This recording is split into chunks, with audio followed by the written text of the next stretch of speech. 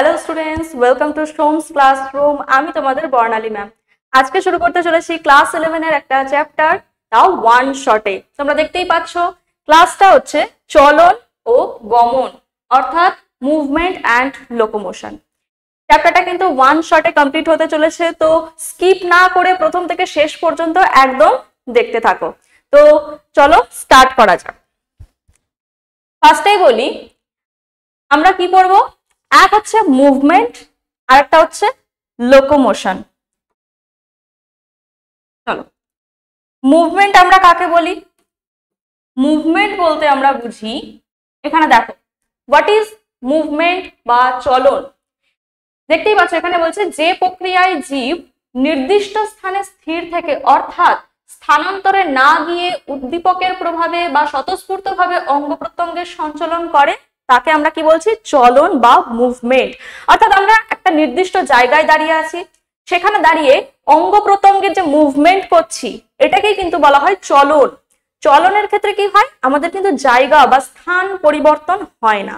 তাহলে এটা হলো চলন বা মুভমেন্ট।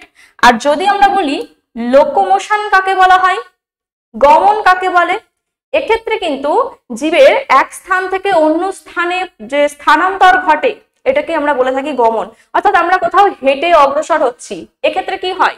আমাদের স্থান পরিবর্তন হয়। আর এই স্থান পরিবর্তনকে আমরা কি বলছি? গমন বা লোকোমোশন। তাহলে লোকোমোশন আমরা কাকে বলছি? যে প্রক্রিয়ায় জীব স্বেচ্ছায় অঙ্গ প্রত্যঙ্গ সঞ্চালনের দ্বারা সামগ্রিকভাবে স্থান পরিবর্তন করে, তাকে আমরা বলছি গমন বা লোকোমোশন।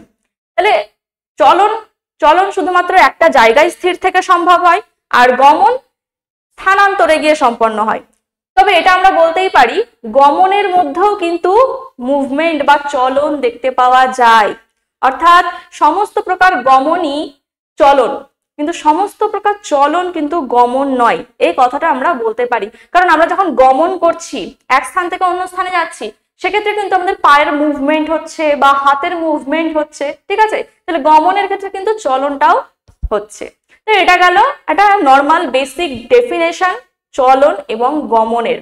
তো এবার আমরা যেটা পড়বো, এই যে চলন গমনের উদ্দেশ্য কি, কেন আমরা চলন এবং গমন করে থাকি, চলাফেরা আমরা কেন করি? তো এর বেশ কিছু কারণ আছে। আমাদের যে নর্মাল লাইফস্টাইল রয়েছে, লাইফস্টাইলে প্রত্যেকটা কাজ ঠিকঠাক কমপ্লিট করার জন্য কিন্তু আমরা চলন গমন করে থাকি।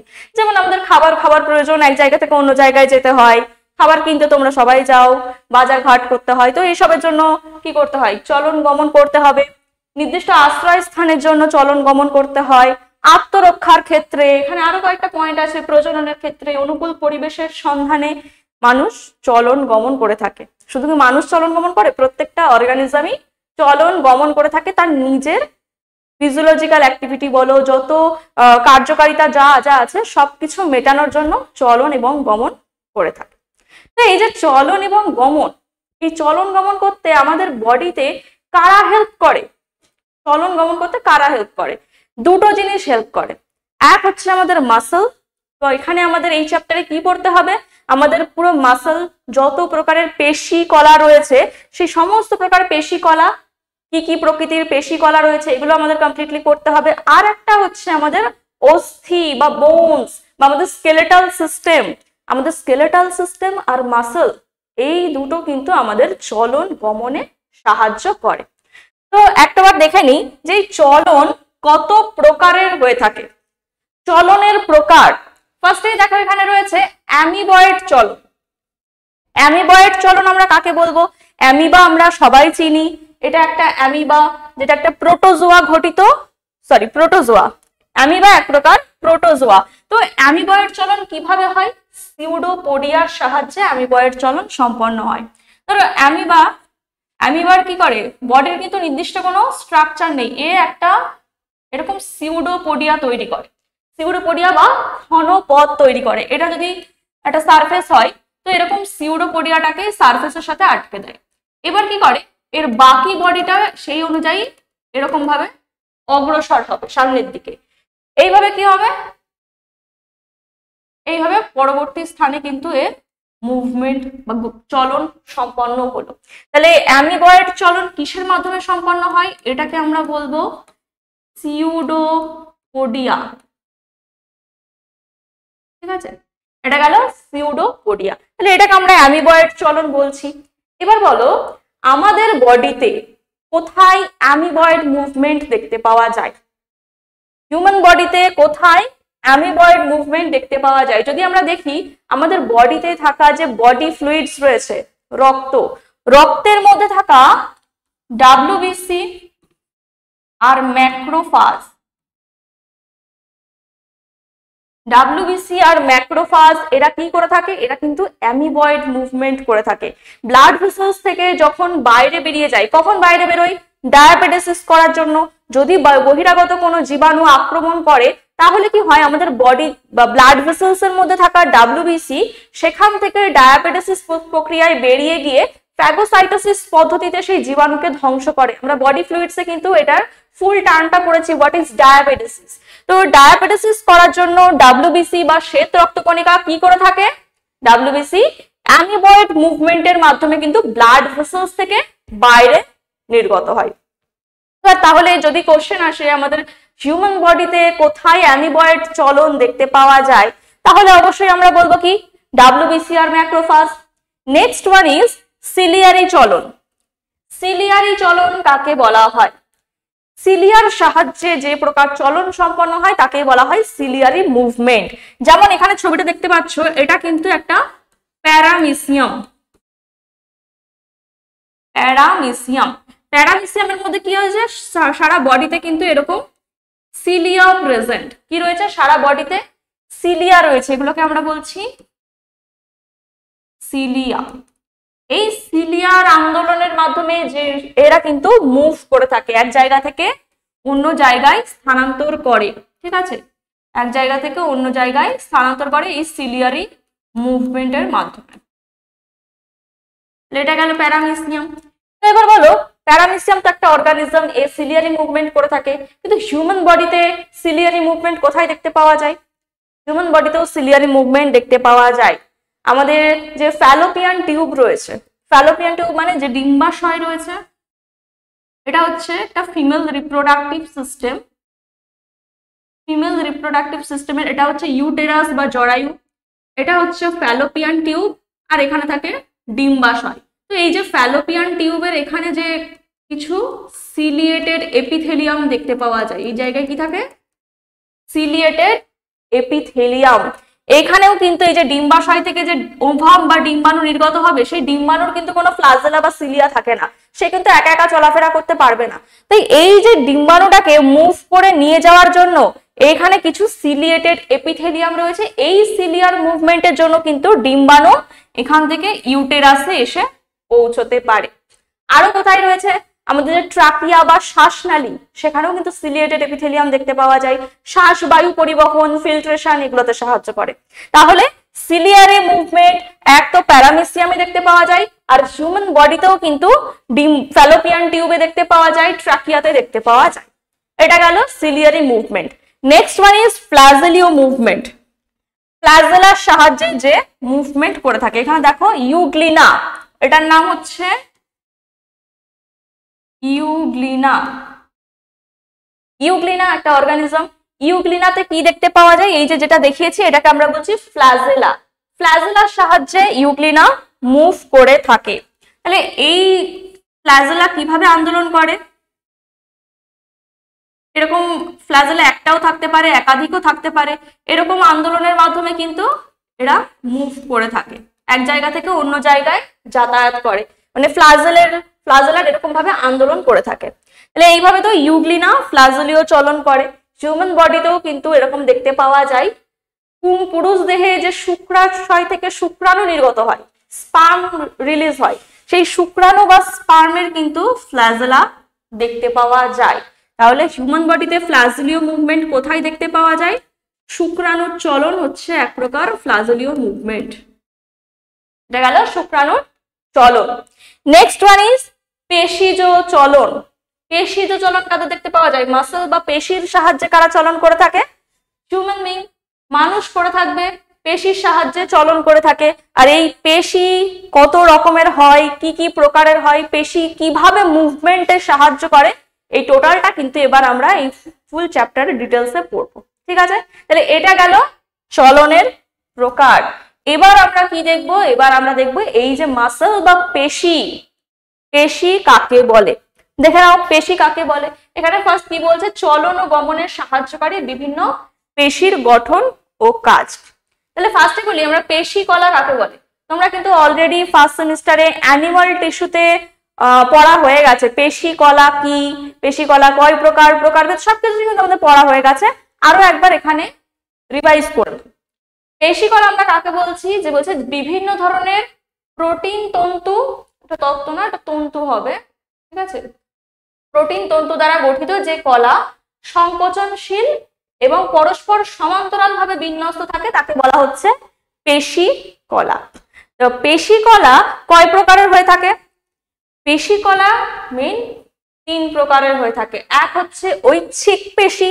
ঐচ্ছিক পেশি আমরা কাকে বলি, যেগুলোকে আমরা ইচ্ছা মতো মুভ করাতে পারি সেগুলোকে বলা হয় ঐচ্ছিক পেশি। অনৈচ্ছিক পেশি কাকে বলা হচ্ছে, যেগুলোকে আমরা ইচ্ছা মতন মুভ করতে পারি না সেগুলো কি হয়ে যাচ্ছে, সেগুলো হচ্ছে অনৈচ্ছিক পেশি।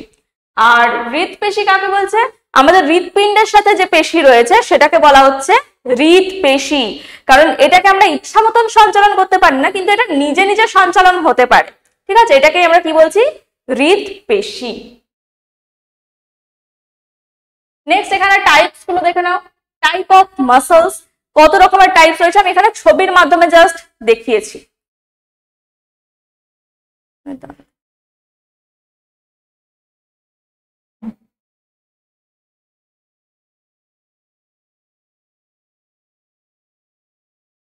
ঠিক আছে, দেখো তাহলে কি কি টাইপের মাসল রয়েছে।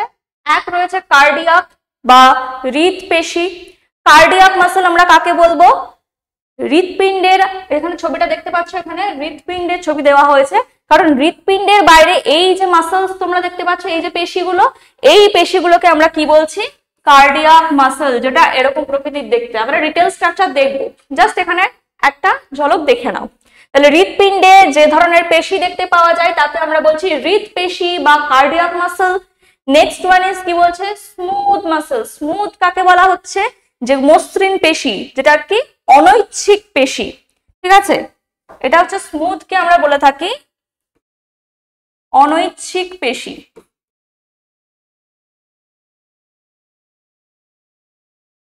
আর এটাকে বলছি হৃৎপেশি। আচ্ছা, স্মুথ মাসলস বা অনৈচ্ছিক পেশি কাকে বলা হয়, যেগুলো আমাদের বডির ভেতরে রয়েছে। বডির ভেতরে রয়েছে যে সমস্ত অর্গান, সেগুলোকে তো আমরা ইচ্ছা মতো নাড়াতে পারি না। যেমন আমাদের এই যে ক্ষুদ্রান্ত, বৃহদান্ত্র বা লিভার যেগুলো রয়েছে, এগুলোকে আমরা ইচ্ছা মতন কিন্তু নাড়াতে পারি না বা সঞ্চালন করতে পারি না। তার মানে এগুলোকে আমরা বলবো অনৈচ্ছিক পেশি, আর এগুলোকে স্মুথ মাসলও বলা হয়ে থাকে। আর লাস্ট কি রয়েছে, লাস্ট রয়েছে স্কেলেটাল মাসল, যেগুলোকে আমরা কি বলছি, ঐচ্ছিক পেশি। ঐচ্ছিক পেশি বলছি, যেগুলোকে আমরা ইচ্ছা মতন সঞ্চালন করতে পারি, যেটা আমাদের বোনসের সাথে যে সমস্ত পেশি জুড়ে থাকে সেগুলোকে আমরা কি বলবো, সেগুলোকেই বলবো আমরা ঐচ্ছিক পেশি। তো এবার একটু ডিটেল স্ট্রাকচার দেখে নেওয়া যাক। ফার্স্টেই চলে আসছি ঐচ্ছিক পেশি। ঐচ্ছিক পেশি এখানে তোমরা দেখতেই পাচ্ছ, এটা কি, এটা একটা বোনস বা অস্থি, এটা হচ্ছে অস্থি। তাহলে অস্থি সংলগ্ন যে পেশি রয়েছে সেটাকেই আমরা কি বলবো, ঐচ্ছিক পেশি, কারণ বোনসের সাথে যে সমস্ত মাসল জুড়ে রয়েছে সেগুলোকেই কিন্তু আমরা ইচ্ছা মতন সঞ্চালন করতে পারি। ঠিক আছে, তাহলে এই বোনসের সাথে মাসল কি দ্বারা জুড়ে রয়েছে, এটা কি, এটা কিন্তু তোমরা জানো, ফার্স্ট সেমিস্টারে কিন্তু পড়েছো। এটাকে কি বলা হয়, এটাকে বলা হয় টেন্ডন। আমরা পড়েছিলাম টেন্ডন কি, লিগামেন্ট কি।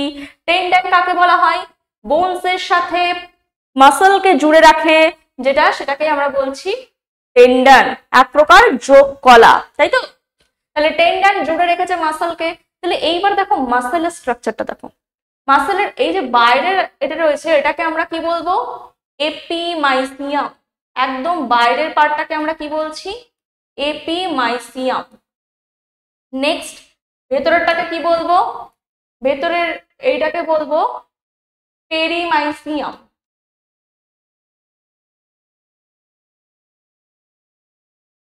এই যে ব্লু কালারের লাইনগুলো দেখছো এগুলো হচ্ছে পেরিমাইসিয়াম, ঠিক আছে?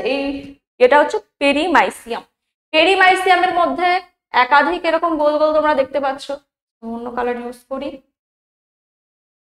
এখানে অনেকগুলো এরকম গোল গোল দেখতে পাচ্ছ। এইগুলোকে আমরা কি বলবো? এন্ডোমাইসিয়াম, ঠিক আছে? আর এই যে এখান থেকে একটা গুচ্ছ বের করা হলো, এই যে গুচ্ছটা, এই গুচ্ছটাকে আমরা কি বলবো? ফ্যাসিকল। এই গুচ্ছটাকে বলবো ফ্যাসিকল। তাহলে এই ফ্যাসিকলের মধ্যে দেখো আরো অনেকগুলো সরু সরু তন্তুগুচ্ছ রয়েছে। এগুলোকে আমরা কি বলবো? এগুলোকে বলবো, এই যে এগুলোকে বলবো পেশি তন্তু, মাসল ফাইবার বা পেশি তন্তু। তাহলে কি কি বললাম? বোনস এর সাথে টেন্ডনের মাধ্যমে মাসল জুড়ে রয়েছে। মাসলের একদম বাইরের পার্টটাকে আমরা কি বলছি? এপিমাইসিয়াম। তার ভেতরের পার্টটাকে বলছি পেরিমাইসিয়াম। আর একদম ভেতরের যে ছোট ছোট অংশগুলো রয়েছে এগুলোকে বলছি এন্ডোমাইসিয়াম। এরকম একটা ছোট অংশকে আমরা বার করে আনলাম যেটাকে আমরা বলছি ফ্যাসিকল। ফ্যাসিকলের মধ্যে থেকে কি রয়েছে? আরো ছোট ছোট অনেকগুলো অংশ দেখতে পাওয়া যাচ্ছে, যেটাকে আমরা কি বলছি? পেশি তন্তু বা মাসল ফাইবার। তো এইরকম একটা পেশি তন্তুকে দেখে নেওয়া যাক। এই যে একটা পেশি তন্তু, এই পেশি তন্তুটাকে এখানে দেখানো হয়েছে। এটা কি? একটা পেশি তন্তু, ঠিক আছে? তো এটা পেশি তন্তুর মধ্যে থাকা একটা পেশি কোষ। তো এই পেশি কোষের মধ্যে দেখো কি কি রয়েছে। একদম বাইরের একটা আবরণ দেখতে পাচ্ছ, বাইরের আবরণটাকে বলা হয় সার্কোলেমা। পেশি কোষের বাইরের আবরণকে আমরা কি বলবো? সার্কোলেমা। এখানে দেখতে পাচ্ছ এখানে কিছুটা কেটে সার্কোলেমাটাকে উল্টে দেখানো হয়েছে। উল্টে দেখালে ভেতরে কি দেখতে পাওয়া যাচ্ছে? ভেতরে কিন্তু বেশ কিছু নিউক্লিয়াস দেখতে পাওয়া যাচ্ছে। এখানে দেখো এখানে একটা নিউক্লিয়াস রয়েছে, এখানটা একটা নিউক্লিয়াস রয়েছে। তো একটা পেশি কোষের মধ্যে কিন্তু একাধিক নিউক্লিয়াস থাকতে পারে। তাহলে এখানে কি এগুলোকে বলছি আমরা? নিউক্লিয়াস। তো এটা গেল নিউক্লিয়াস। নিউক্লিয়াস ছাড়া আর কি রয়েছে? বাইরের আবরণকে বললাম সার্কোলেমা, তারপরে ভেতরে রয়েছে অসংখ্য নিউক্লিয়াস। এই নিউক্লিয়াস কার মধ্যে রয়েছে? ভেতরে ভেতরে এক প্রকার ম্যাট্রিক্স বা ধাত্র রয়েছে। সেই ধাত্রটাকে আমরা কি বলবো? সেই ধাত্রটাকে আমরা বলবো সার্কোপ্লাজম। এর ভেতরে থাকা যে ধাত্র, এটাকে আমরা বলবো সার্কোপ্লাজম। গেল। তাহলে ভেতরে শুধু ধাত্রই কি রয়েছে? না, ধাত্রের মধ্যে কি রয়েছে? ধাত্রের মধ্যে রয়েছে প্রচুর মায়োফাইব্রিল। এটাকে আমরা কি বলবো? ধাত্রের মধ্যে যেটা রয়েছে এটাকে আমরা বলবো মায়োফাইব্রিল, ঠিক আছে? মায়োফাইব্রিল কি? পেশি তন্তু। তো এই যে মায়োফাইব্রিল, মায়োফাইব্রিলের কিন্তু আলাদা স্ট্রাকচার রয়েছে। মায়োফাইব্রিলের আলাদা স্ট্রাকচার রয়েছে। তো এখান থেকে এই যে ছবিটা, এই যে মায়োফাইব্রিল আমি বললাম, তো মায়োফাইব্রিলটা কিভাবে অ্যারেঞ্জড হয়ে রয়েছে এই ছবিটা দেখো। এটা একটা মায়োফাইব্রিলকে দেখানো হয়েছে। এটা কি? একটা মায়োফাইব্রিল। তাহলে এখানে কি কি বললাম আরেকবার ক্লিয়ার করে নাও। বাইরের আবরণকে বলছি সার্কোলেমা, তার ভেতরে যে তরলটা রয়েছে সেই তরলটাকে আমরা কি বলবো? সার্কোপ্লাজম। মানে একটা কোষের সাথে রিলেট করো। একটা কোষের বাইরে কি আবরণ থাকে? কোষ পর্দা থাকে। তো এর বাইরেরটাকে আমরা কি বলছি? সার্কোলেমা, কোষ পর্দাটাকে। কোষ পর্দার ভেতরে কি থাকে? প্রোটোপ্লাজম, যেটাকে আমরা সাইটোপ্লাজম বলি। নিউক্লিয়াস ছাড়া প্রোটোপ্লাজমকে আমরা সাইটোপ্লাজম বলি। একে আমরা বলবো সার্কোপ্লাজম। সার্কোপ্লাজমের মধ্যে কি রয়েছে? অসংখ্য নিউক্লিয়াস রয়েছে। আর এই সার্কোপ্লাজমের মধ্যে অসংখ্য মায়োফাইব্রিলস রয়েছে, ঠিক আছে? মায়োফাইব্রিলস। আচ্ছা, একটা কথা বলে দিই, এখানে দেখে নাও মায়োফাইব্রিলস কি নিয়ে তৈরি হয়। আগে মায়োফাইব্রিলসটা একটু ক্লিয়ার করো, তারপর ওটা দেখাচ্ছি। মায়োফাইব্রিলস, আচ্ছা, একটা মায়োফাইব্রিল দুটো মানে দু ধরনের মায়োফিলামেন্ট নিয়ে গঠিত। কি নিয়ে গঠিত? দু ধরনের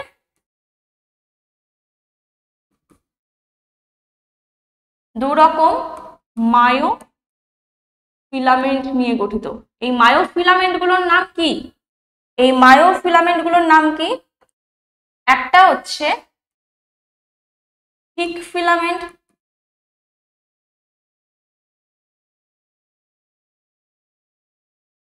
আর একটা হচ্ছে থিন ফিলামেন্ট।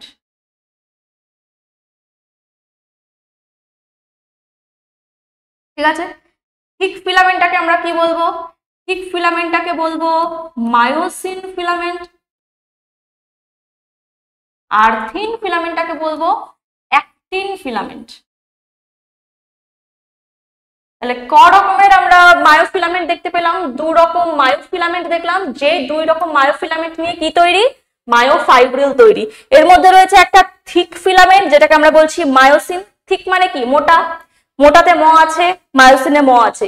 এটা একটা মনে রাখার টেকনিক। থিক ফিলামেন্ট আমরা কোনটাকে বলবো? মায়োসিনকে বলবো। আর থিন ফিলামেন্ট কাকে বলবো? অ্যাক্টিনকে বলবো। তো এখানে মায়োসিন আর অ্যাক্টিনের স্ট্রাকচারটা একটু দেখে নাও। মায়োসিন দেখতে কেমন হয়? মায়োসিন দেখতে কেমন হয়?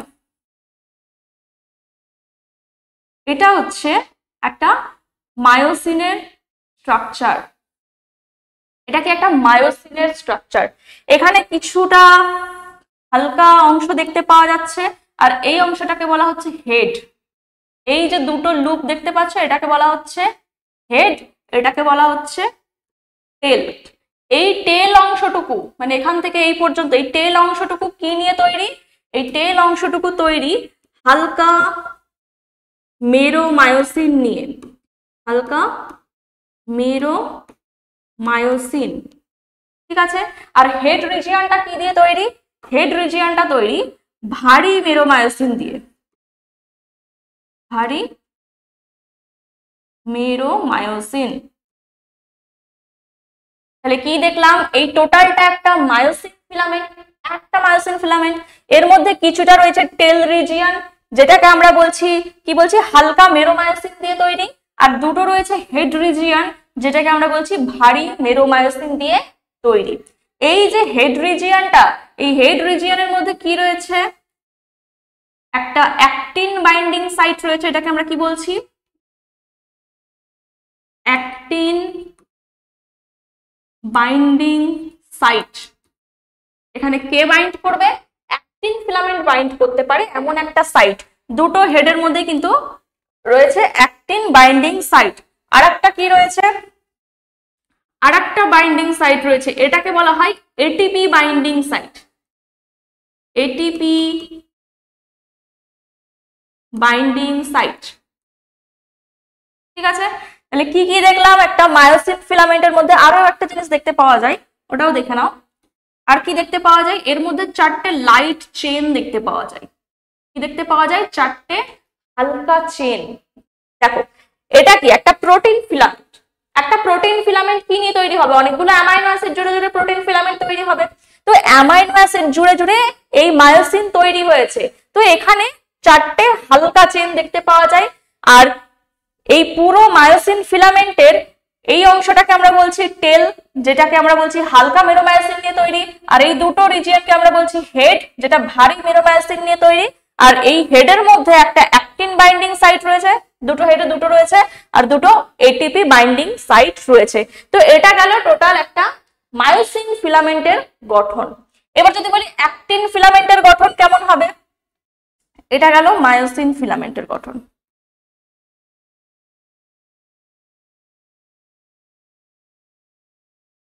এবার আসছি অ্যাক্টিন ফিলামেন্ট কেমন দেখতে হবে।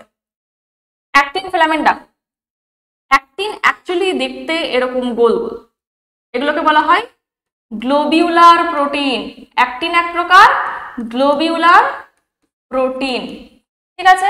তাহলে এটাকে আমরা জি অ্যাক্টিন বলবো। যখন প্রত্যেকটা গ্লোবিউল সিঙ্গেল রয়েছে, সেটাকে আমরা কি বলবো? জি অ্যাক্টিন। এটাকে আমরা কি বলছি? জি অ্যাক্টিন। তো এই জি অ্যাক্টিন কিন্তু এই ফর্মে থাকবে না। জি অ্যাক্টিন কি করবে? আচ্ছা, জি অ্যাক্টিন দেখে নাও, ফাইবার তৈরি করবে। এরকম পরপর প্রত্যেকটা ফাইবার এরকম ভাবে জুড়বে।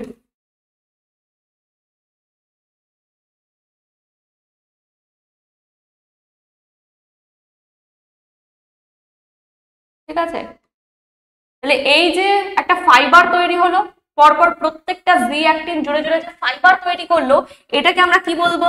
এটাকে বলবো এফ অ্যাক্টিন। ফাইব্রাস অ্যাক্টিন, তাই এফ অ্যাক্টিন, ঠিক আছে। ওটা ছিল গ্লোবিউলার অ্যাক্টিন, তাই জি অ্যাক্টিন বলছি।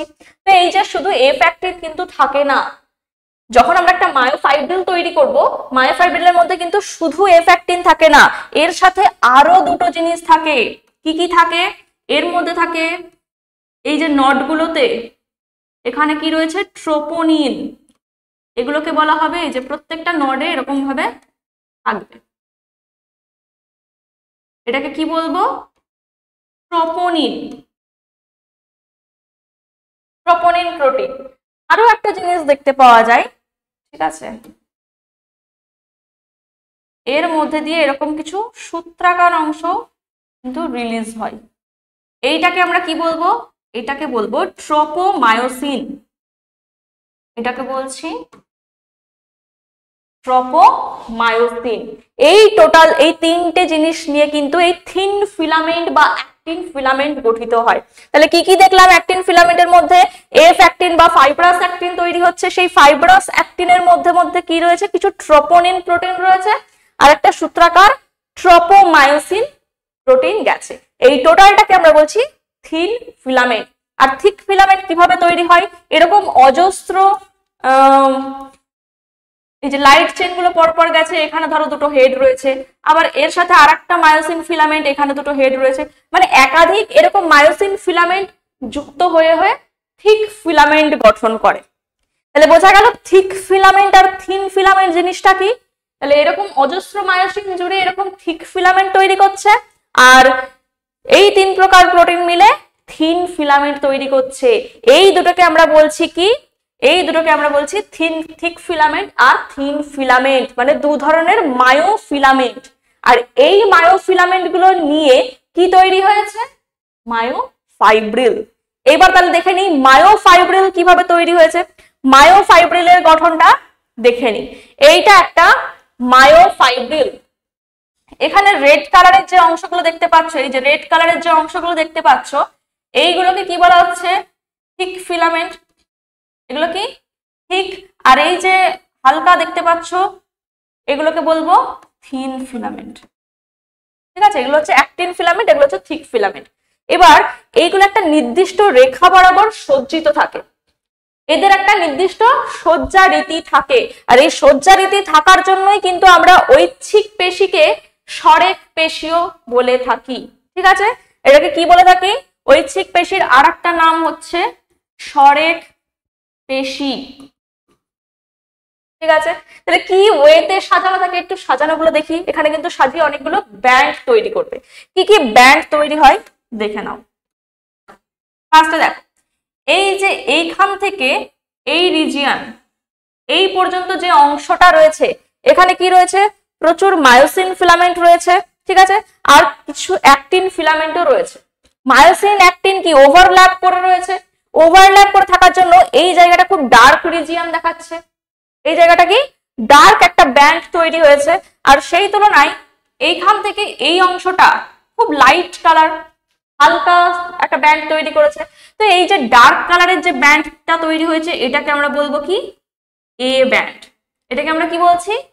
A band. নেক্সট এটাকে আমরা কি বলছি? হালকা ব্যান্ডটাকে আমরা কি বলবো? I band. তাহলে a band R I band কি ক্লিয়ার হলো? এ ব্যান্ড আর আই ব্যান্ডের মধ্যে, আচ্ছা, আই ব্যান্ডের মধ্যে দিয়ে দেখো একটা এরকম জিগজ্যাগ লাইন চলে গেছে। আই ব্যান্ডের মধ্যে দিয়ে, হালকা ব্যান্ডের মধ্যে দিয়ে কি গেছে? একটা হরাইজন্টাল লাইন চলে গেছে। এই হরাইজন্টাল লাইনটাকে আমরা কি বলবো? Z line. এটাকে আমরা কি বলছি? Z line. এবার এই যে এ ব্যান্ড রয়েছে, এ ব্যান্ডের মধ্যে অ্যাক্টিন ফিলামেন্ট কতটুকু রয়েছে? এই পর্যন্ত রয়েছে, এটা এই পর্যন্ত রয়েছে। মাঝখানে এইটুকু রিজিয়নে কিন্তু কোনো অ্যাক্টিন নেই। আচ্ছা, এটা আমি হাতে এঁকে একবার দেখাচ্ছি, ক্লিয়ারলি হয়তো এখান থেকে বোঝা যাচ্ছে না, ভালো করে দেখো।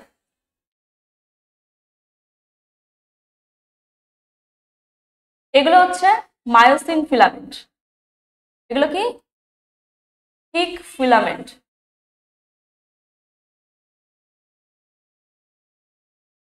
আর এখানে রয়েছে থিন ফিলামেন্ট, এগুলো হচ্ছে থিন ফিলামেন্ট।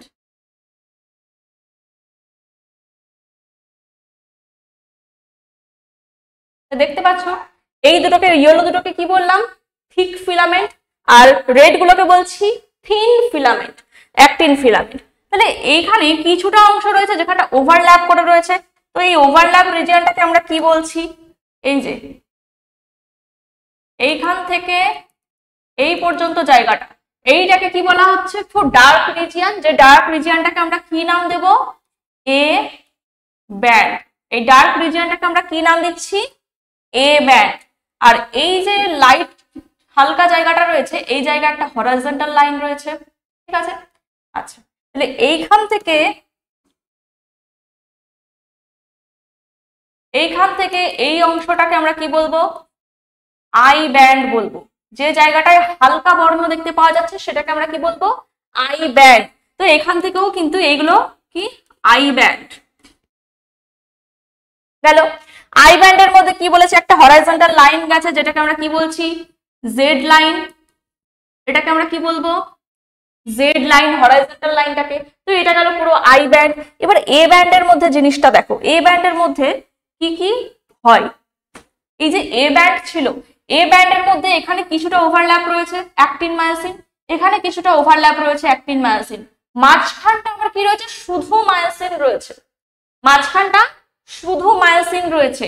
তো এই যে অঞ্চলটা, এখান থেকে এইটুকু যে অঞ্চলটা, এটাকে আমরা বলছি, আচ্ছা আমি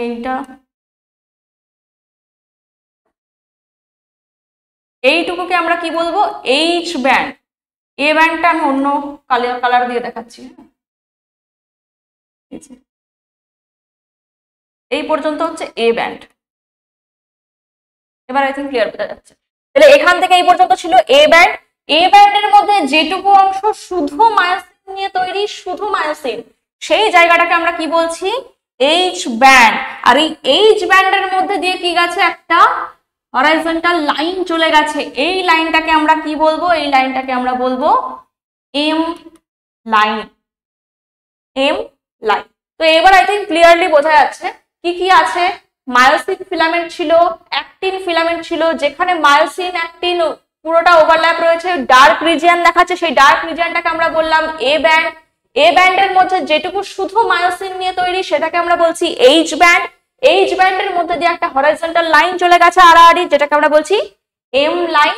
আর এপাশে আই ব্যান্ড কোনটাকে বলছি, যেখানে শুধু অ্যাক্টিন ফিলামেন্ট রয়েছে, শুধু অ্যাক্টিন ফিলামেন্ট থাকলে সেটাকে আমরা বলছি আই ব্যান্ড। আর আই ব্যান্ডের মধ্যে কি রয়েছে, একটা জিগজ্যাগ লাইন চলে গেছে, যেটাকে আমরা বলছি জেড লাইন। তাহলে এবার এখানে ছবিটা ক্লিয়ারলি দেখো, এখানে আই থিঙ্ক এবার ছবিটা ক্লিয়ার বোঝা যাচ্ছে। এখান থেকে এই পর্যন্ত ছিল কি আই ব্যান্ড, আই ব্যান্ডের মধ্যে এটা গেল কি জেড লাইন, এটা গেল জেড লাইন। এখানে এই টোটালটা ছিল এ ব্যান্ড। এ ব্যান্ডের মধ্যে দেখো এইখান থেকে এই পর্যন্ত অংশ শুধু মায়োসিন রয়েছে, তাই না, শুধু মায়োসিন রয়েছে। তাহলে এইটুকুকে আমরা কি বলবো, এইচ জোন বা এইচ ব্যান্ড বলতে পারি। তার মধ্যে দিয়ে গেছে কি এম, তার মধ্যে দিয়ে গেছে কি এই যে এম লাইন গেছে, এম লাইন, ঠিক আছে। তাহলে এটা হলো একটা মায়োফাইব্রিলের গঠন। তাহলে মায়োফাইব্রিলের মধ্যে কি কি রয়েছে, মায়োসিন ফিলামেন্ট রয়েছে, অ্যাক্টিন ফিলামেন্ট রয়েছে, যেগুলো এই নির্দিষ্ট অর্ডারে সাজানো থাকে, সাজিয়ে কিন্তু এরকম বিভিন্ন ধরনের ব্যান্ড তৈরি করেছে। তো এখানে আরেকটা জিনিস আছে, সার্কোমিয়ার কাকে, সার্কোমিয়ার একটা টার্ম আছে, টার্মটা হচ্ছে কি সার্কোমিয়ার। সার্কোমিয়ার আমরা কাকে বলবো, দেখে নাও। এই যে আই ব্যান্ড, আই ব্যান্ডের মধ্যে কি রয়েছে, জেড লাইন, ঠিক আছে। আচ্ছা আমি এই ছবিটাতে দেখাই, আই ব্যান্ডের মধ্যে কি ছিল, জেড লাইন ছিল, এখানেও রয়েছে জেড লাইন। তো দুটো জেড লাইনের মধ্যে যে জায়গাটা, এটাকে আমরা কি বলবো, একটা সার্কোমিয়ার,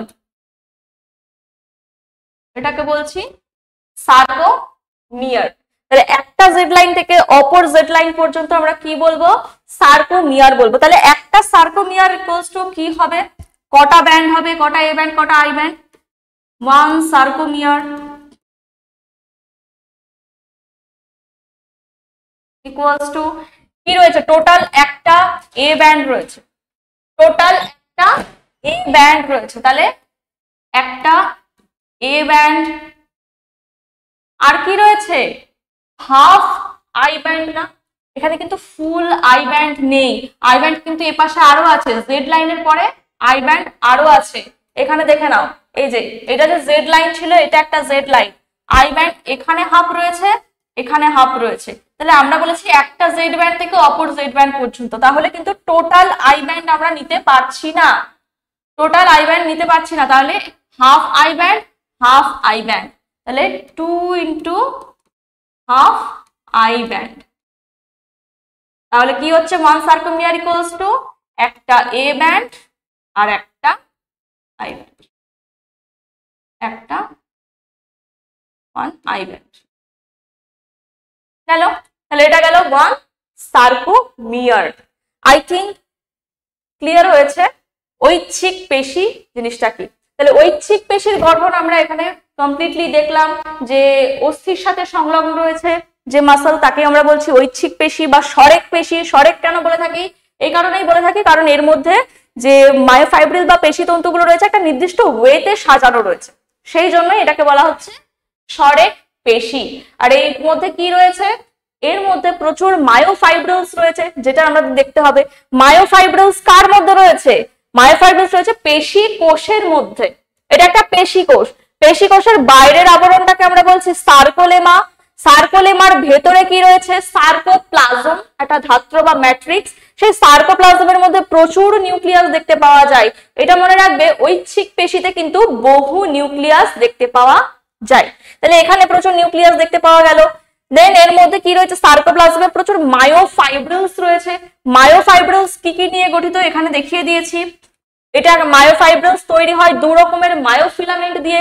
মায়োফিলামেন্ট কি কি নিয়ে তৈরি, একটা থিক ফিলামেন্ট যেটাকে আমরা বলছি মায়োসিন ফিলামেন্ট, আর এটা হচ্ছে থিন ফিলামেন্ট যেটাকে আমরা বলছি অ্যাক্টিন ফিলামেন্ট।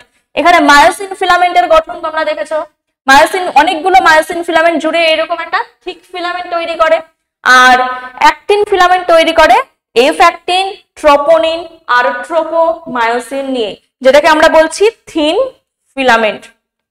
এইরকম থিক ফিলামেন্ট আর থিন ফিলামেন্ট কি করে, এইরকম একটা ব্যান্ড সৃষ্টি করে।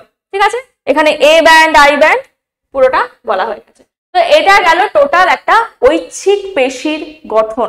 তো এখান থেকে দেখো আমাদের কিন্তু চলন গমনে মেইন সাহায্য করে কোন পেশি, মেইন সাহায্য করে কিন্তু ঐচ্ছিক পেশি, বা যেটা আমাদের স্কেলেটাল মাসলও বলা হয়ে থাকে, কারণ স্কালের সাথে যুক্ত থাকে না, আমাদের স্কেলেটনের সাথে যুক্ত থাকে, তাই জন্য আমরা এটাকে কি বলছি, স্কেলেটাল মাসলও বলে থাকি। এটাই কিন্তু আমাদের চলন গমনে সাহায্য করে। তো কিভাবে চলন গমনে সাহায্য করে সেরকম একটা থিওরি রয়েছে, যেটাকে বলা হয় স্লাইডিং ফিলামেন্ট থিওরি। ঠিক আছে, sliding filament theory.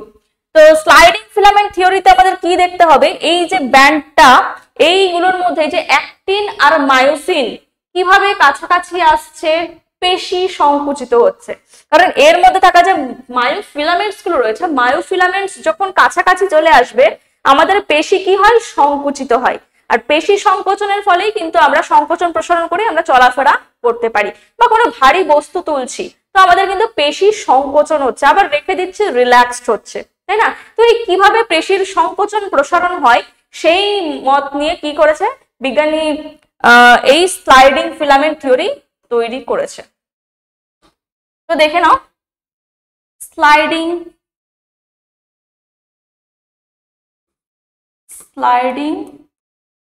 Filament theory.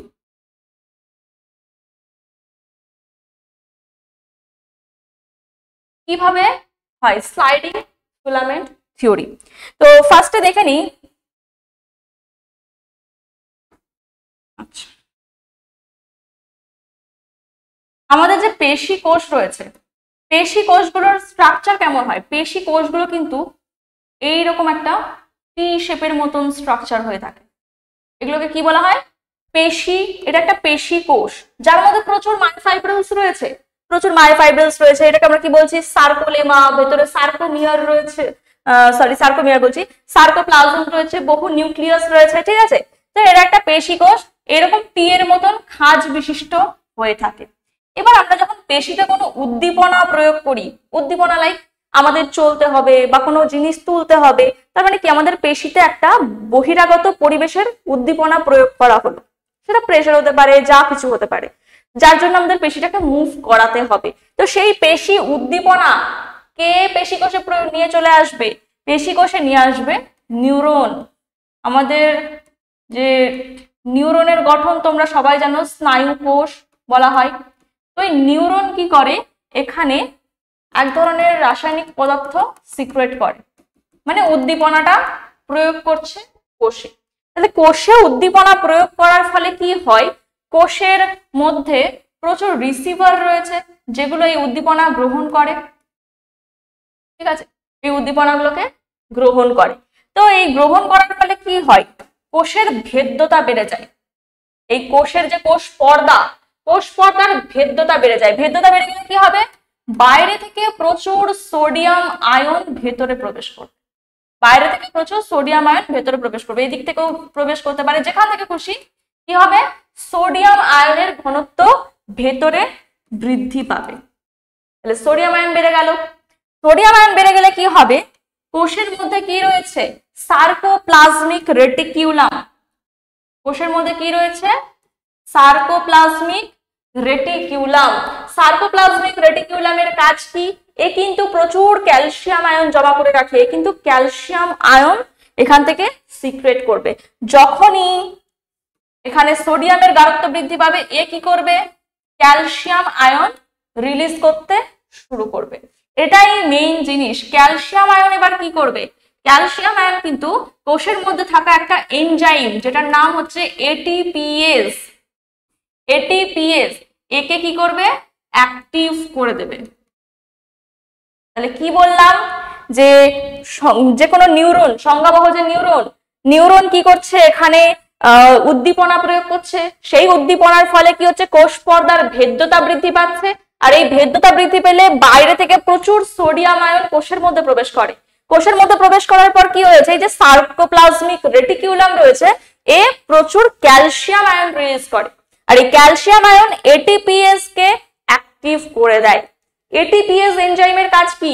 ATPase এনজাইমের কাজ হচ্ছে এটিপি কে ভাঙা। কি? এটিপি কে ভাঙা। আমাদের যে পেশি সংকোচন করতে গেলে পেশি, ওখানে কিন্তু শক্তির প্রয়োজন। কোনো জিনিস আমি তুলবো, শক্তির প্রয়োজন। তো শক্তিটা কে প্রোভাইড করবে? এটিপি ভেঙে শক্তি তৈরি হবে। আমরা কিন্তু জানি আমাদের বডিতে যত এনার্জি স্টোর থাকে সব কিন্তু এটিপি ফর্মে স্টোর থাকে।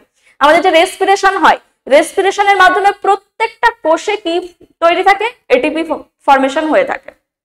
তো আমাদের যখনই কোনো কাজ করতে হবে, আমরা ক্লান্ত কেন হয়ে যাই? কারণ আমাদের এটিপি গুলো আস্তে আস্তে ভেঙে যাচ্ছে। এটিপি ভেঙে গেলে কি করতে হবে? আমাদের আবার খাবার খেতে হবে। সেই খাবারটাকে আমরা রেসপিরেশন করব, রেসপিরেশন করে আবার এটিপি স্টোর করব। তাহলে এই যে শক্তিটার প্রয়োজন পেশি সংকোচন করতে গেলে, সেই শক্তি আমরা কোথা থেকে পাবো? এটিপি থেকে পাবো। আর এটিপি ভাঙবে, এটিপি কে ভাঙবে? এটিপিএস। তাহলে এটিপি কে ভাঙার জিনিস তৈরি হয়ে গেল। তাহলে এবার পেশি কোষের মধ্যে কি রয়েছে? পেশি কোষের মধ্যে রয়েছে এটিপি। এটিপি কোথায় রয়েছে দেখে নাও। এটা একটা মায়োসিন ফিলামেন্ট। ঠিক আছে, এরকম একটা কি রয়েছে? Thick filament, myosin filament. আর এর আশেপাশে কি রয়েছে? এর আশেপাশে কি রয়েছে? অ্যাক্টিন রয়েছে। এই যে এখানে দেখালাম অ্যাক্টিন ফিলামেন্ট রয়েছে, কিন্তু এদের মধ্যে কিন্তু গ্যাপ রয়েছে। অ্যাক্টিন মায়োসিনের মধ্যে কি ছিল? গ্যাপ ছিল। তো এর মধ্যে আমি বলেছিলাম এটিপি বাইন্ডিং সাইট রয়েছে। মায়োসিনের মধ্যে কি রয়েছে? এখানে প্রত্যেকটার মধ্যে এটিপি বাইন্ডিং সাইট। এখানে এটিপি বসে থাকে। কে বসে রয়েছে? এটিপি। আর এটিপি যতক্ষণ বসে থাকবে অ্যাক্টিন মায়োসিনের কাছে আসতে পারবে না। কি বললাম? এটিপি যতক্ষণ বসে থাকবে অ্যাক্টিন মায়োসিনের কাছে আসতে পারবে না। ধরো অ্যাক্টিন কিন্তু এটিপি কে ভয় পায়। এটিপি থাকলে বলবে না মায়োসিন, আমি তোমার কাছে যাব না। ঠিক আছে, তো এরকম একটা ব্যাপার। তো এটিপি কে কি করতে হবে? এখান থেকে সরাতে হবে, না হলে তো আর পেশি সংকোচন হবে না, অ্যাক্টিন মায়োসিনের কাছে আসবে না, পেশি সংকোচনও হবে না। তাহলে এটিপি কে কে সরাবে? এই যে রয়েছে এটিপিএস। এটিপিএস কি করবে? এই এটিপিটাকে ভাঙবে। সরি, এটিপি কে কি হিসাবে ভাঙবে? এডিপি প্লাস একটা অজৈব ফসফেট রিলিজ হবে, ইনঅর্গানিক ফসফেট রিলিজ হবে। তাহলে এখানে এটিপি আর নেই, এটিপি নেই, এডিপি প্লাস পিআই রয়েছে। তাহলে এবার কি হচ্ছে ঘটনাটা? এইদিকে দেখো, এই যে মায়োসিন ফিলামেন্ট ছিল, মায়োসিন ফিলামেন্টের এখানে কি রইলো, এখানে অ্যাক্টিন ছিল, আর এখানে কি তৈরি হয়ে গেল, এডিপি তৈরি হয়ে গেল, এডিপি প্লাস পিআই। তার মানে এটিপি নেই, এটিপি না থাকলে কি হবে, অ্যাক্টিন এর কাছে চলে আসবে, অ্যাক্টিন এর সাথে যুক্ত হয়ে গেল, এর হেড রিজিয়নের সাথে যুক্ত হয়ে গেল। এবার যখনই হেড রিজিয়নের সাথে যুক্ত হয়, এর একটা কনফরমেশনাল চেঞ্জ হয়। কিভাবে কনফরমেশনাল চেঞ্জ হবে, এই যে হেডটা এখানে ছিল, হেডটা এবার এখানে চলে আসবে, মানে একটু সরে যাবে, এই হেডটা এরকম জায়গায় মুভ করছে। মুভ করলে কি হবে, এই যে অ্যাক্টিন আর মায়োসিন এভাবে জুড়ে ছিল, মুভ করলে এই যে অ্যাক্টিনটা ধরো এই মায়োসিনের সাথে যুক্ত ছিল, মায়োসিন এরকম সরে গেল, তাই অ্যাক্টিনটাও কি হলো, কিছুটা স্লাইড হয়ে ওর উপর সরে গেল। তার মানে এই যে এখানে দেখাচ্ছিলাম জেড ব্যান্ড, এই যে জেড ব্যান্ড, এখানে কি অ্যাক্টিন আর মায়োসিন জুড়ে গেছে, দিয়ে এর যে হেডটা ছিল, হেডের সাথে কিছুটা সরে গেছে। তাহলে সরে গেলে কি হবে, এটা কিন্তু একটু দূরে সরে এলো, তার মানে জেড ব্যান্ড কি হবে, কাছে চলে আসবে। এ কিছুটা দূরে সরে গেছে, অ্যাক্টিন কিছুটা দূরে সরে গেছে, যার ফলে জেডটা সরে আসবে। তার মানে আই ব্যান্ড কি হয়ে যাবে, আই ব্যান্ড ছোট হয়ে যাবে, আই ব্যান্ড ছোট হয়ে যাবে। আর পেশি যে তন্তুগুলো, মায়োফিলামেন্টস গুলো কাছাকাছি সরে আসলো, অর্থাৎ পেশি সংকুচিত হলো। এটা হচ্ছে পেশি সংকোচনের মেকানিজম, যেটাকে স্লাইডিং ফিলামেন্ট থিওরি বলা হয়। ঠিক আছে, তাহলে কি কি দেখলাম একবার দেখে নিই আবার প্রথম থেকে। যে নিউরন এখান থেকে উদ্দীপনা প্রয়োগ করছে, কোষ পর্দার ভেদ্যতা বৃদ্ধি পেল, প্রচুর সোডিয়াম ভেতরে প্রবেশ করলো, সোডিয়াম আয়ন। এর ফলে ভেতরে থাকা যে সার্কোপ্লাজমিক রেটিকুলাম রয়েছে, এ প্রচুর ক্যালসিয়াম আয়ন রিলিজ করে। ক্যালসিয়াম কি করছে, এটিপিএস কে অ্যাক্টিভ করে দিচ্ছে। এই এটিপিএস কোন এটিপি কে ভাঙছে, মায়োসিনের হেডে যে এটিপি রয়েছে তাকে ভাঙছে, ভেঙে এডিপি প্লাস অজৈব ফসফেট রিলিজ করছে। এটিপি ভাঙছে মানে এখান থেকে শক্তি রিলিজ হচ্ছে, আর সেই শক্তির ফলে কি হচ্ছে, অ্যাক্টিন মায়োসিনের হেডের সাথে জুড়ে যাচ্ছে। অ্যাক্টিন মায়োসিনের হেডের সাথে জুড়ে যাওয়ার পর মায়োসিনের কিছুটা কনফরমেশনাল চেঞ্জ হয়, অ্যাক্টিন দূরে সরে যায়। তার মানে জেড লাইনটা আরো কাছে চলে আসে এ ব্যান্ডের। এইটাকেই বলা হচ্ছে পেশি সংকোচন। এবার পেশি সংকোচনের ফলে কাজ যখন হয়ে গেল, এবার আমরা কোনো বস্তুকে রেখে দিলাম, পেশি আবার রিল্যাক্সড হয়ে গেল, মানে আমাদের আর কাজ করার দরকার নেই, বা অনেকক্ষণ ধরে সিঁড়ি দিয়ে হাঁটছি, এবার থেমে গেলাম, তো ওখানে কিন্তু পেশি সংকোচন বন্ধ হয়ে গেল, মানে পেশি রিল্যাক্সেশন হবে। রিল্যাক্সেশন কখন হবে, তো পেশি রিল্যাক্স হয়ে গেলে এই যে এখান থেকে উদ্দীপনা আর আসবে না। আমরা কোনো বস্তুকে তুলে রেখে দিয়েছিলাম, এবার রেখে দিলাম, তার মানে আর উদ্দীপনা প্রয়োগ হচ্ছে না, আমাদের পেশির মধ্যে কোনো কষ্ট হচ্ছে না। তো এই উদ্দীপনা প্রয়োগ বন্ধ হয়ে গেলে সোডিয়াম আর ভেতরে প্রবেশ করবে না। সোডিয়াম ভেতরে প্রবেশ না করলে ক্যালসিয়াম রিলিজ করবে না, ক্যালসিয়াম রিলিজ না করলে এটিপিএস কে আর কেউ অ্যাক্টিভ করতে পারবে না। তাহলে এটিপিএস আবার নিষ্ক্রিয় হয়ে যাবে, এটিপি ভাঙা বন্ধ হয়ে যাবে, মানে আমাদের আর এনার্জি ক্ষয় হবে না। এটিপি ভাঙা বন্ধ হয়ে গেলে কি হবে, যেই এটিপি চলে আসবে অ্যাক্টিন বলবে আবার এটিপি চলে এসছে, আমি আর থাকবো না, চলে যাবে মায়োসিনের থেকে দূরে। এটিপি থাকলে অ্যাক্টিন মায়োসিনের কাছে আসবে না। তো এই যে পদ্ধতি, এটাকে আমরা বলছি স্লাইডিং ফিলামেন্ট থিওরি। এটা কিন্তু খুব একটা ইম্পর্টেন্ট কোশ্চেন, 3 নম্বরের কোশ্চেনে তোমরা এটা ধরে রাখতে পারো। ঠিক আছে, স্লাইডিং ফিলামেন্ট থিওরি। নেক্সট আমরা যেটাই আসবো, এখানে দেখো গমনে বেশ কিছু ঐচ্ছিক পেশি, আমরা যে স্কেলেটাল মাসল সম্পর্কে পড়লাম, আমাদের এই যে হিউম্যান বডিতে দেখতে পাচ্ছ এখানে পুরো স্কেলেটাল মাসল দেখানো হয়েছে। তো এই স্কেলেটাল মাসল কিন্তু আমাদের চলন গমনে হেল্প করে। কিভাবে হেল্প করে সেটা আমরা দেখলাম স্লাইডিং ফিলামেন্ট থিওরি। তো এখানে বেশ কয়েকটা পেশির নাম আমি তোমাদের বলবো যেগুলো হেল্প করে থাকে। এক রয়েছে ফ্লেক্সার পেশি। দেখো এই নামগুলো কিন্তু তোমাদের মনে রাখতে হবে। ফ্লেক্সার পেশি কাকে বলা হয়, ফ্লেক্সার পেশি হচ্ছে আমাদের বাইসেপস। এক্সাম্পলটা কি, বাইসেপস। বাইসেপস কোথায় থাকে, এই যে এটা হচ্ছে বাইসেপস, এই যে এইটাকে আমরা কি বলবো, বাইসেপস। এটার জন্য কি করতে পারি, বাইসেপসের জন্য আমরা কোনোই মানে যে অস্থি সন্ধি রয়েছে এখান থেকে হাতকে ভাঁজ করতে পারি। বাইসেপস আমাদের এই মুভমেন্টে সাহায্য করছে, হাত ভাঁজ করে কাছে আনে। নেক্সট কি রয়েছে, নেক্সট হচ্ছে এক্সটেন্সর, যেটার এক্সাম্পল কি, ট্রাইসেপস। ট্রাইসেপস পেশি আমাদের কোনটা, পেছনে যেটা রয়েছে এই জায়গাটাকে আমরা বলছি ট্রাইসেপস, এটাকে বলবো ট্রাইসেপস। ট্রাইসেপসের ফলে আমরা কি করতে পারি, কোনো এই যে হাতে যে ভাঁজ করেছিলাম ভাঁজটাকে ওপেন করতে পারি। ট্রাইসেপস এটাতে হেল্প করছে। ঠিক আছে, তাহলে এটা গেল বাইসেপস আর ট্রাইসেপস এর কাজ। অর্থাৎ তোমাদের প্রশ্ন এভাবে আসতে পারে, একটা ফ্লেক্সর পেশির উদাহরণ দাও বা একটা এক্সটেনশন পেশির উদাহরণ দাও। তো প্রত্যেকটার একটা করে উদাহরণ কিন্তু তোমাদের পড়ে রাখতে হবে, আর সেগুলোর জায়গাটাও দেখে রাখো। নেক্সট রয়েছে কি অ্যাডাক্টর পেশি। অ্যাডাক্টর পেশি কি লটিসিমাস ডরসি। লটিসিমাস ডরসি কোনটা? লটিসিমাস ডরসি হচ্ছে এই জায়গাটাকে বলা হয়, এখানে যে পেশি রয়েছে এটাকে বলছি লটিসিমাস ডরসি। এটা কি করে? এটার জন্য কিন্তু আমরা এক জায়গা থেকে মানে কোনো দেহের কোনো মানে দূরে থাকা কোনো বস্তুকে দেহের কাছে আনতে পারি, দূরে থাকা যে কোনো বস্তুকে কাছে আনতে পারি এই লটিসিমাস ডরসি। অনেকে জিম করো যে দড়ি টানতে হয়, এরকম টেনে কাছে আনতে, তবে প্রেশারটা কিন্তু এইখানে পড়ে, মানে এই লটিসিমাস ডরসিতে প্রেশারটা পড়ে। তো দূরবর্তী কোনো বস্তুকে কাছে টেনে আনতে গেলে কিন্তু এই লটিসিমাস ডরসি এই পেশিটা হেল্প করে থাকে। নেক্সট রয়েছে অ্যাবডাক্টর পেশি, যেটার এক্সাম্পল হচ্ছে ডেল্টয়েড। ডেল্টয়েড এটা যে লটিসিমাস ডরসির উল্টো কাজ করে, কোনোটাকে ঠেলে দূরে পাঠাতে হলে কিন্তু আমাদের কোনো কাউকে ঠেলছি, কোথায় রাখছে? এই জায়গাটায়, এই জায়গাটায় রয়েছে ডেল্টয়েড। এখানে কি রয়েছে? এটাকে বলছি ডেল্টয়েড। ঠিক আছে, কোনো বস্তুকে দূরে পাঠাতে গেলে এই পেশিটা আমাদের হেল্প করে। নেক্সট রয়েছে রোটেটর পেশি। কোনো জিনিসকে আবর্তিত করে, ধরো কেউ ক্রিকেটার বল করছে, আবর্তন করছে বা রোটেশন করতে সাহায্য করে কি পাইরিফর্মিস। পাইরিফর্মিস পেশি কোন জায়গায় দেখতে পাওয়া যায়? আমাদের পায়ের এই জায়গাটায় কিন্তু পাইরিফর্মিস দেখতে পাওয়া যায়। পাইরিফর্মিস। নেক্সট ওয়ান কি রয়েছে? নেক্সট রয়েছে এলিভেটর পেশি। এলিভেটর পেশি এক্সাম্পল কি ম্যাসেটর পেশি, যেটা আমাদের গালে রয়েছে, এই জায়গায় রয়েছে, এই জায়গায় রয়েছে কি ম্যাসেটর পেশি।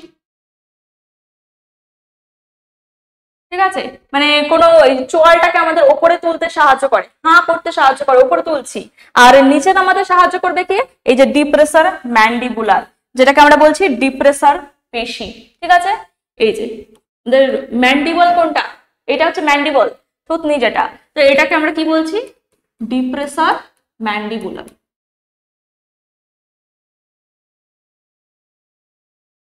তাহলে এই যে পেশি, এখানে কিন্তু সব পেশির নাম দেওয়া নেই, তবে এই কটা পেশি কিন্তু বেশ ইম্পর্টেন্ট। এই প্রত্যেকটা নাম কিন্তু তোমাদের মনে রাখতে হবে। গমনে এই কটা ঐচ্ছিক পেশির ভূমিকা কিন্তু খুবই গুরুত্বপূর্ণ। ঠিক আছে, তো এখানে আমাদের কমপ্লিট হলো টোটাল ঐচ্ছিক পেশি। এবার যেগুলো রয়েছে এগুলো গমনে সাহায্য না করলেও জাস্ট এই স্ট্রাকচারটা একবার দেখে নাও। তোমরা অলরেডি ফার্স্ট সেমিস্টারে কিন্তু দেখেছো, তো এই স্ট্রাকচারটা একবার দেখে নাও। এটা হচ্ছে কি অনৈচ্ছিক পেশি। অনৈচ্ছিক পেশিকে আমরা কি বলি? Smooth muscles. ঠিক আছে, অনৈচ্ছিক পেশির আর একটা নাম হচ্ছে স্মুথ মাসল। তো মসৃণ পেশি কেন বলা হয়, স্মুথ কেন বলা হয়ে থাকে, আর অনৈচ্ছিক বা কেন বলা হয়ে থাকে, আরো একটা নাম আছে, এর আর একটা নাম হচ্ছে অরেখ পেশি। অরেখ পেশি। তো এখানে দেখতেই পাচ্ছ এই অনৈচ্ছিক পেশি কোথায় থাকে? আমাদের বডির ভেতরে থাকা যত অর্গান রয়েছে সেই অর্গানগুলোকে কিন্তু আমরা ইচ্ছা মতন মুভ করতে পারি না, তো এই জন্যই এটাকে বলা হয় অনৈচ্ছিক পেশি। ঠিক আছে, আচ্ছা এখানে একটা অনৈচ্ছিক পেশির গঠন দেখানো হয়েছে।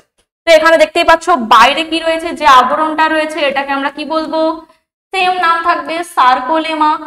পেশি কোষের প্রত্যেকটার যে আবরণ, পেশি কোষের আবরণকে আমরা বলবো সার্কোলেমা। এর ভেতরে যে তরলটা রয়েছে ধাত্র বা ম্যাট্রিক্স, সেটাকে আমরা কি বলবো? সার্কোপ্লাজম।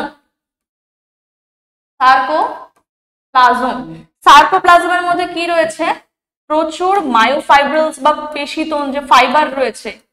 ঠিক আছে, মায়োফাইব্রিলস গুলো কিন্তু এখানে কোনো ব্যান্ড গঠন করে না, ইচ্ছা মতন বিচ্ছিন্নভাবে ছড়িয়ে থাকে, যার জন্য এটাকে বলা হচ্ছে অরেখ পেশি। নির্দিষ্ট কোনো রেখাকার সজ্জারীতি নেই। ঠিক আছে, এগুলো কি মায়োফাইব্রিলস। এখানেও মায়োফাইব্রিলস এর মধ্যে রয়েছে অ্যাক্টিন ফিলামেন্ট, মায়োসিন ফিলামেন্ট। ঠিক আছে, আর একটা কথা, এর মধ্যে কি দেখতে পাওয়া যায়? সিঙ্গেল নিউক্লিয়াস, একটি নিউক্লিয়াস দেখতে পাওয়া যায়। এটা কিন্তু বহু নিউক্লিয়াস যুক্ত নয়। তাহলে সিঙ্গেল নিউক্লিয়াস যুক্ত পেশি কোষ কোনটা? অনৈচ্ছিক পেশি। তাহলে এরকম অনেকগুলো অনৈচ্ছিক পেশি যুক্ত হয়ে কি তৈরি করছে, ভেতরের যে লিভার, আমাদের ক্ষুদ্রান্ত, বৃহদান্ত, এই অর্গান গুলো তৈরি করেছে। তাহলে এটা গেল অনৈচ্ছিক পেশি। আর একটা কি রয়েছে, হৃৎপেশি, যেটা আমাদের হৃৎপিণ্ডে দেখতে পাওয়া যায়। দেখতেই পাচ্ছ হৃৎপিণ্ডের এই যে মাসল গুলো রয়েছে, এই মাসল গুলো কেমন দেখতে, যদি আমরা জুম করে দেখি তো এরকম দেখতে পাবো। এর মধ্যে কি কি মেন দেখতে পাওয়া যায়, এর মধ্যে দেখতে পাওয়া যায়, তোমরা দেখতে পাচ্ছ এর বাইরেও এই যে আবরণীটা, ঠিক আছে, এটা কিন্তু ব্রাঞ্চিং, দেখো শাখা প্রশাখা তৈরি করেছে, ঠিক আছে, এগুলো শাখা প্রশাখা তৈরি করেছে। তো এগুলোকে আমরা কি বলবো, সার্কোলেমা বলবো। পেশি কোষের আবরণ, ভেতরে রয়েছে সার্কোপ্লাজম, সার্কোপ্লাজম। আচ্ছা, মেইন জিনিস কি, মেইন জিনিস যেটা এটা মনে রাখতে হবে, এর মধ্যে কিন্তু ইন্টারক্যালেটেড ডিস্ক দেখতে পাওয়া যায়। কি দেখতে পাওয়া যায়, এর মধ্যে ইন্টারক্যালেটেড ডিস্ক দেখতে পাওয়া যায়। এগুলো হচ্ছে ইন্টারক্যালেটেড ডিস্ক, ইন্টারক্যালেটেড ডিস্ক দেখতে পাওয়া যায়। এর মধ্যেও প্রচুর নিউক্লিয়াস দেখতে পাওয়া যাচ্ছে, তোমরা দেখতে পাচ্ছ এর মধ্যেও প্রচুর নিউক্লিয়াস দেখতে পাওয়া যায়। এটা সিঙ্গেল নিউক্লিয়াস যুক্ত হতে পারে, বহু নিউক্লিয়াস যুক্ত হতে পারে। এগুলো হচ্ছে নিউক্লিয়াস। তো এটা কিসের গঠন, এটা গেল একটা হৃৎপেশির গঠন। বাইরে সার্কোলেমা রয়েছে, ভেতরে কি রয়েছে, যে ম্যাট্রিক্স বা ধাত্র রয়েছে সেটাকে আমরা বলছি সার্কোপ্লাজম। সার্কোপ্লাজমের মধ্যে রয়েছে নিউক্লিয়াস, এর মধ্যেও মায়োফাইব্রিলস রয়েছে। মায়োফাইব্রিলস কিন্তু এর মধ্যেও রয়েছে, ঠিক আছে, এর মধ্যেও বিক্ষিপ্তভাবে, অনিয়তভাবে ছড়িয়ে রয়েছে, কোনো রেখা বা ব্যান্ড তৈরি করেনি, তো এর মধ্যে বিক্ষিপ্তভাবে ছড়িয়ে রয়েছে। আর যেটা মেন জিনিস সেটা হচ্ছে ইন্টারক্যালেটেড ডিস্ক, একমাত্র হৃৎপেশিতেই ইন্টারক্যালেটেড ডিস্ক দেখতে পাওয়া যায়। তাহলে এটা গেল হৃৎপেশির গঠন, ঠিক আছে। আচ্ছা, তো এখানে আমাদের সমস্ত প্রকার পেশি কমপ্লিট হলো। পেশির বেশ কিছু ধর্ম রয়েছে, যেমন উত্তেজিতা, এক্সাইটমেন্ট। তো পেশি থেকে বাইরে থেকে কোনো উদ্দীপনা প্রয়োগ করলে পেশি কিন্তু উত্তেজিত হয়, যেটা আমরা দেখলাম স্লাইডিং ফিলামেন্ট থিওরিতে। বাইরে থেকে সোডিয়াম প্রবেশ করলো, ক্যালসিয়াম রিলিজ হলো, এটিপিএস কি করলো, এটিপি কে ভাঙলো, মানে শক্তি রিলিজ হচ্ছে, তার মানে পেশি উত্তেজিত হচ্ছে। তাহলে পেশির একটা ধর্ম হচ্ছে উত্তেজিতা। নেক্সট রয়েছে সংকোচনশীলতা, বাইরে থেকে কোনো প্রেসার ক্রিয়েট করলে বা কোনো উদ্দীপনা প্রয়োগ করলে পেশি সংকুচিত হয়। তো এই যে পেশি সংকোচনের যে ধর্ম, এটাকে আমরা কি বলছি, সংকোচনশীলতা। এরপর রয়েছে পূর্ণ ও ব্যর্থ সূত্র। পূর্ণ ও ব্যর্থ সূত্র আমরা কাকে বলি, দেখো একটা পেশিতে আমরা একটা নির্দিষ্ট পরিমাণ উদ্দীপনা প্রয়োগ করলাম, তো দেখা যাচ্ছে যে আমরা কিছুটা প্রেসার দিলাম, সেই প্রেসার থেকে প্রেসারটা আরো বাড়াচ্ছি, তাহলে কি হচ্ছে, পেশি বেশি সংকুচিত হচ্ছে। মানে যখন আমরা হালকা করে ধরে আছি, আমাদের লাগছে না, আরো একটু চেপে ধরছি, আরো লাগছে না, তো আরো বেশি চেপে ধরছি, তখন কিন্তু একটা নির্দিষ্ট সময় পরে গিয়ে দেখা যাবে ওই পেশি সংকোচনের মানটা স্থির হয়ে গেছে। একটা নির্দিষ্ট প্রেসারে গিয়ে পেশি সংকোচনটা স্থির হয়ে গেছে, মানে সর্বাধিক পেশি সংকুচিত হয়ে গেছে। এরপর উদ্দীপনা আমরা যতই বেশি দিই না কেন, যতই প্রেসার আরো বাড়াই না কেন, পেশি সংকোচন কিন্তু আর বাড়বে না। তো একটা জায়গায় গিয়ে কি হয়ে যায়, পেশি সংকোচন কনস্ট্যান্ট হয়ে যায়। যে নির্দিষ্ট পরিমাণ উদ্দীপনা প্রয়োগ করলে পেশির সংকোচন সর্বাধিক হয়, সেটাকে আমরা কি বলছি, পূর্ণ ও ব্যর্থ সূত্র। মানে ওর পরে যতই উদ্দীপনা প্রয়োগ করি না কেন, পেশির সংকোচন কিন্তু আর বাড়বে না, ঠিক আছে, এটাকে আমরা বলছি পূর্ণ ও ব্যর্থ সূত্র। নিঃসার কাল কাকে বলছি, নিঃসার কাল হচ্ছে একটা নির্দিষ্ট উদ্দীপনা প্রয়োগ করার বেশ কিছু সময় পর আবার উদ্দীপনা প্রয়োগ করা হলো, ঠিক আছে, তো মাঝখানে একটা সময় থাকে, যে সময়টাই পেশিতে উদ্দীপনা প্রয়োগ করলে কিন্তু পেশি সেই উদ্দীপনাটাকে গ্রহণ করবে না, ঠিক আছে। তো মানে একবার প্রেসার দিলাম, পেশি সংকোচন হতে তো কিছুটা টাইম লাগবে। পেশি সংকোচন হতে হতে যদি আমি বারবার প্রেসার ক্রিয়েট করে যাই বা বারবার উদ্দীপনা প্রয়োগ করে যাই খুব কম টাইমের বেসিসে, তাহলে কিন্তু পেশি সমস্ত উদ্দীপনাকে গ্রহণ করবে না। একটা নির্দিষ্ট সময় আছে যে তার পরবর্তী উদ্দীপনাটা গ্রহণ করবে। তো মাঝে যে টাইমটা, এটাকেই বলা হয় নিঃসার কাল। মানে একটা নির্দিষ্ট উদ্দীপনা প্রয়োগ করার পর পরবর্তী উদ্দীপনা প্রয়োগের আগে যে সময়ে পেশি বহিরাগত কোনো উদ্দীপনাকে গ্রহণ করে না, সেই টাইমিংটাকে আমরা কি বলবো, নিঃসার কাল, ঠিক আছে। নেক্সট ওয়ান আছে অবসাদ। অবসাদ কাকে বলা হয়? পেশির ক্লান্তি। আমাদের পেশির মধ্যে কি থাকে? গ্লাইকোজেন। পেশির মধ্যে থাকে গ্লাইকোজেন। আর এই গ্লাইকোজেন কি হয়? যখন আমরা অত্যন্ত খেলাধুলা করি, ব্যায়াম করি, শরীরচর্চা করি বা সিঁড়ি দিয়ে ওঠানামা করছি, তো তখন কি হয়? আমাদের পেশি ক্লান্ত হয়ে যায়। পেশির মধ্যে থাকা যে গ্লাইকোজেন, গ্লাইকোজেন থেকে কি তৈরি হয়ে যায়? ল্যাকটিক অ্যাসিড তৈরি হয়ে যায়। গ্লাইকোজেন ভেঙে ল্যাকটিক অ্যাসিড তৈরি হয়ে যায়। এই ল্যাকটিক অ্যাসিড কিন্তু আমাদের পেশির জন্য, মানে পেশিতে তখন প্রদাহ শুরু হয়, ব্যথা শুরু হয়। তো কিছুক্ষণ রেস্ট নিলে কি হবে? এই ব্যথা কিন্তু দূরীভূত হবে। ল্যাকটিক অ্যাসিড ভেঙে যাবে, ল্যাকটিক অ্যাসিড ভেঙে আবার গ্লাইকোজেন তৈরি হয়ে যাবে। তো এই যে পেশিতে যখন গ্লাইকোজেন থেকে ল্যাকটিক অ্যাসিড তৈরি হয়, তখনই পেশি অবসাদ দেখতে পাওয়া যায়, অর্থাৎ পেশির ক্লান্তি দেখতে পাওয়া যায়। লাস্ট ওয়ান হচ্ছে মরণ সংকোচন। কোনো অর্গানিজম যখন মারা যায়, তো মানুষ যদি মারা যায়, তাহলে কি হবে? তার পেশি সর্বাধিক সংকোচন হয়ে যাবে, পেশিটা অনেকটা শক্ত প্রকৃতির হয়ে যায়। ওই যে সংকোচন, ওই সংকোচনটাকে বলা হয় মরণ সংকোচন। ওটা কিন্তু আর কখনোই প্রসারিত হবে না। ঠিক আছে? কোনো মানুষ মারা গেলে এই মরণ সংকোচন কিন্তু দেখতে পাওয়া যায়। ঠিক আছে? তাহলে এখানে আমাদের টোটাল মাসল কমপ্লিট হলো। টোটাল মাসল কমপ্লিট হলো। এবার আমরা কি পড়বো? দেখতেই পাচ্ছ তোমাদের একটা বন্ধু, সুন্দর বন্ধু চলে এসছে। ঠিক আছে? তোমাদের মতনই দেখতে। তোমরা পড়াশোনা না করলে কিন্তু আস্তে আস্তে এরকমই হয়ে যাবে। ঠিক আছে? তো এবার আমরা দেখবো স্কেলেটাল সিস্টেম। পেশি তো দেখলাম, পেশি কিভাবে আমাদের চলন গমনে সাহায্য করে সেটাও দেখলাম। এবার আমরা দেখে নেব স্কেলেটাল সিস্টেম, অর্থাৎ আমাদের মধ্যে যে অস্থি রয়েছে, অস্থিগুলো কিভাবে সাজানো রয়েছে, প্রত্যেকটা অস্থির নাম কি কি, কোথায় থাকে, এই সমস্ত সিস্টেমটা কিন্তু এবার আমরা দেখে নেব। চলো স্টার্ট করা যাক। তো এখানে দেখো কি দেওয়া আছে? Skeletal system of human. আচ্ছা, তার আগে বলি, আমাদের যে স্কেলেটাল সিস্টেমকে আমরা তিনটে ভাগ করতে পারি। স্কেলেটাল সিস্টেমকে আমরা তিন ভাগে ভাগ করতে পারি। একটা হচ্ছে এক্সোস্কেলেটন,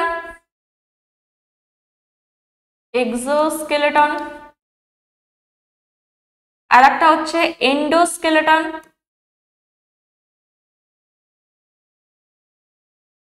আর একটা হচ্ছে প্ল্যাঙ্কনিক স্কেলেটন। এক্সোস্কেলেটন কাকে বলা হয়? এক্সো মানে বাইরে, আমাদের দেহের বাইরে যে সমস্ত স্কেলেটন গুলো রয়েছে, যেমন চুল, নখ, প্রাণীদের ক্ষেত্রে শিং দেখতে পাওয়া যায়। ঠিক আছে? খুর, এগুলো কি? এগুলো কিন্তু সব এক্সোস্কেলেটন। আর আমাদের বডির ভেতরে যত বোনস রয়েছে, অর্থাৎ এখানে ছবিটা দেখতে পাচ্ছ, বডির ভেতরে যত বোনস রয়েছে, এরা সব কি? এন্ডোস্কেলেটনের মধ্যে পড়ে। দেহের মধ্যে থাকা সমস্ত অস্থি, তরুণাস্থি, ঠিক আছে, এগুলো কিন্তু এন্ডোস্কেলেটন। আর প্ল্যাঙ্কনিক স্কেলেটনের মধ্যে বেশ কিছু তরুণাস্থি প্রেজেন্ট রয়েছে, বেশ কিছু তরুণাস্থি। তো আমাদের মেইন পড়ার বিষয় কোনটা? আমাদের মেইন পড়ার বিষয় হচ্ছে এন্ডোস্কেলেটন। আমাদের বডির ভেতরে যে যে রয়েছে, এখানে দেখতে পাচ্ছ এন্ডোস্কেলেটন সিস্টেম, কিন্তু আমাদের ডিটেলসে পড়তে হবে। এন্ডোস্কেলেটন নামে আমাদের কতগুলো অস্থি রয়েছে তোমরা প্রত্যেকে জানো। এন্ডোস্কেলেটনের রয়েছে 206টি হাড়। কটি অস্থি দেখতে পাওয়া যায়? 206টি হাড় দেখতে পাওয়া যায়। আর এই 206টি অস্থির নাম কিন্তু আমাদের মুখস্থ করতে হবে। ঠিক আছে? তো চলো দেখে নেওয়া যাক কি কি অস্থি রয়েছে। দেখো এখানে পুরো চার্ট করে দেওয়া আছে। একদম ফার্স্টে এখানে দেখতেই পাচ্ছ যে 206টি হাড় রয়েছে। 206টির মধ্যে এখানে কিছু রয়েছে অক্ষীয়, ঠিক আছে, কিছু রয়েছে অক্ষীয় আর কিছু রয়েছে উপাঙ্গিক, মানে অ্যাক্সিয়াল আর অ্যাপেন্ডিকুলার। অ্যাক্সিয়াল স্কেলেটন আমরা কাকে বলবো? অ্যাক্সিয়াল স্কেলেটন, বা এখানে কি রয়েছে? অক্ষীয় কঙ্কাল। অক্ষীয় কঙ্কাল আমরা কাকে বলছি? দেখো আমাদের বডিতে মাথা থেকে এই পর্যন্ত অংশ, কোমর পর্যন্ত যে অংশ, এই অংশটাকে পুরোটার মধ্যে যতগুলো অস্থি রয়েছে, অর্থাৎ এই যে ছবিটা, এখান থেকে এই পর্যন্ত অংশকে আমরা বলছি কি? অক্ষীয় কঙ্কাল বা অ্যাক্সিয়াল স্কেলেটন। আর এই যে হাতে যেগুলো রয়েছে, হাত রয়েছে, পা রয়েছে, এইগুলোকে আমরা কি বলবো? এগুলোকে বলবো অ্যাপেন্ডিকুলার বা উপাঙ্গিক কঙ্কাল, যেটা কি রয়েছে 126টা, আর এটা রয়েছে 80টা। ঠিক আছে, 80টা অ্যাক্সিয়াল রয়েছে। অ্যাক্সিয়ালের মধ্যে কি কি পড়ছে? ফার্স্ট আসছে করোটি। ফার্স্ট কি আসছে? করোটি। করোটির মধ্যে কটা দেখতে পাওয়া যায়? 29টা অস্থি দেখতে পাওয়া যায় আমাদের জাস্ট করোটির মধ্যে। তো করোটির মধ্যে কি কি রয়েছে? এক পড়ছে ক্রেনিয়াম, ক্রেনিয়াম 8টা, এখানে হাইওয়েড অস্থি একটা যাচ্ছে, মুখমণ্ডলের মানে ফেসিয়াল বোনস কয়েকটা যাচ্ছে 14টা, আর কর্ণাস্থি যাচ্ছে 6টা। এই কটা আমরা ভালো করে দেখে নেবো আগে। ফার্স্টে কি দেখবো? করোটির যে 29টা হাড়, করোটির মধ্যে কি রয়েছে? এক রয়েছে আমাদের পুরো চুলে ঢাকা যে অংশটা, এটাকে আমরা বলবো ক্রেনিয়াম। ক্রেনিয়াম ছাড়া কি রয়েছে? সামনে মুখমণ্ডল রয়েছে, মুখমণ্ডলের এই অংশটাকে বলছি আমরা ফেসিয়াল বোনস বা মুখমণ্ডলের অস্থি, যেটা 14টা রয়েছে। কান রয়েছে দুটো, কানের যে পেশি মানে অস্থিগুলো রয়েছে এগুলোকে বলা হবে কর্ণাস্থি। আর একটা রয়েছে আমাদের ল্যারিংস এর ওপর, আমরা গতদিনও পড়েছি হাইওয়েড অস্থি। ল্যারিংস এর ওপরে এক প্রকার অস্থি রয়েছে যেটাকে আমরা বলবো হাইওয়েড বোন, যেটা একটা রয়েছে। এই টোটালটা নিয়ে কিন্তু করোটির 29টা রয়েছে। তো করোটির গুলো আগে একবার দেখে নেব। এটা হচ্ছে ফার্স্টে ক্রেনিয়াল, ক্রেনিয়াল যে 8টা রয়েছে। তো ক্রেনিয়াল দেখতেই পাচ্ছ যে কালারিং পার্টটা রয়েছে, এই অংশটাকে আমরা কি বলছি? একদম আমাদের যে ফোরহেড রিজিয়ন, কপালের যে অংশটা, এটাকে বলা হয় ফ্রন্টাল। ফ্রন্টাল কটা রয়েছে? একটা রয়েছে। ফ্রন্টাল একটা। ফ্রন্টালের পর কি রয়েছে? প্যারাইটাল। এপাশে একটা, এপাশে একটা, দুটো ভাগে থাকে, একটা ফ্রন্টাল, দুটো প্যারাইটাল, তারপরে থাকে দুটো টেম্পোরাল। টেম্পোরালের পর রয়েছে একটা স্ফেনয়েড, আর রয়েছে এথময়েড। ঠিক আছে, আর একটা অক্সিপিটাল রয়েছে। তাহলে এখানে ছবিগুলো একবার দেখে নাও। ফ্রন্টাল গেল, এই পাশে একটা প্যারাইটাল রয়েছে, ওই পাশে হাফে আর একটা প্যারাইটাল রয়েছে। ঠিক আছে, এটাকে আমরা কি বলছি? এটাকে বলছি টেম্পোরাল। টেম্পোরাল কটা রয়েছে? দুটো রয়েছে। তাহলে এই পাশে একটা টেম্পোরাল, এই পাশে একটা টেম্পোরাল। তাহলে প্যারাইটাল টেম্পোরালের পেছনে, এই পেছন ব্যাক সাইডটাকে আমরা কি বলছি? অক্সিপিটাল। অক্সিপিটাল রয়েছে একটা। আর এখানে রয়েছে কি? এই যে স্ফেনয়েড। স্ফেনয়েড এখানে একটা, এ পাশে একটা, দুটো স্ফেনয়েড রয়েছে। সরি, স্ফেনয়েড একটা রয়েছে। স্ফেনয়েড একটা আর এথময়েড একটা। সাইডে দেখতে পাচ্ছ এথময়েড একটা রয়েছে। তো এখানে কি দেখলাম? ক্রেনিয়াম। করোটির মধ্যে একটা অংশ ক্রেনিয়াম। ক্রেনিয়ামের এই 8টা অস্থি গেল, frontal, parietal, temporal, occipital, sphenoid, ethmoid. ঠিক আছে, এরপর চলে আসবো কি? Face bones. ফেস, আমাদের মুখের সামনে কি কি বোনস রয়েছে? মুখের সামনে সবগুলো মনে রাখতে না পারলেও দুটো জিনিস মনে রাখবে। এক হচ্ছে ম্যাক্সিলা, আমাদের যে ঊর্ধ্ব চোয়ালের এখানে, এখানে দুটো অস্থি রয়েছে, এই একটা, এই একটা, এই দুটোকে আমরা কি বলছি? ম্যাক্সিলা। ম্যান্ডিবল কটা রয়েছে? এই যে এই অংশটা, এটাকে বলা হচ্ছে ম্যান্ডিবল। ম্যান্ডিবল রয়েছে একটা। আর কি কি রয়েছে? এখানে ন্যাসাল রয়েছে দুটো, ল্যাক্রিমাল দেখতে পাচ্ছ, এখানে ল্যাক্রিমাল দুটো দেখতে পাওয়া যাচ্ছে, ইনফেরিয়র ন্যাসাল, এই যে ন্যাসালের দুপাশে ইনফেরিয়র ন্যাসাল দেখতে পাওয়া যাচ্ছে। এই অংশটাকে আমরা কি বলছি? জাইগোম্যাটিক 2। আর প্যালেটাইন, এই অংশটাকে বলছি প্যালেটাইন, দুটো। তো এখানে আরেকটা রয়েছে ভোমার একটা। ঠিক আছে, এই অংশটা ভোমার একটা। তাহলে এইখানে টোটাল কটা বোনস হলো? এখানে কিন্তু টোটাল 14 বোনস হলো। 14টা ফেসিয়াল বোন দেখতে পাওয়া যাচ্ছে, যার মধ্যে দুটো নাম তোমরা মেন মনে রাখবে, ম্যাক্সিলা দুটো আর ম্যান্ডিবল একটা দেখতে পাওয়া যায়। তো এটা গেল 14টা ফেসিয়াল বোনস। এরপর কি যাচ্ছে? ফেস ছাড়া আর কি কি রয়েছে? কর্ণাস্থি রয়েছে। ফেস ছাড়া কি রয়েছে? কর্ণাস্থি রয়েছে। তাহলে ক্রেনিয়াল হয়ে গেল, ফেসিয়াল হয়ে গেল। হাইওয়েড কোথায় আছে? হাইওয়েডটা বলি যে ল্যারিংস বা ভয়েস বক্স দেখতে পাওয়া যায়, এখানে দেখিয়ে দিচ্ছি। যে আমাদের যে গলবিল, ঠিক আছে, গলবিলের পর এই জায়গাটাকে কি রয়েছে? এখানে হাইওয়েড বোনস রয়েছে, যেখান থেকে কি ল্যারিংস বা ভয়েস বক্স তৈরি। তারপরে কি রয়েছে? যে ট্রাকিয়া, ট্রাকিয়াল রিং দেখতে পাওয়া যায়। এইটাকে আমরা কি বলছি? হাইওয়েড বোনস। ঠিক আছে, এটা কি? হাইওয়েড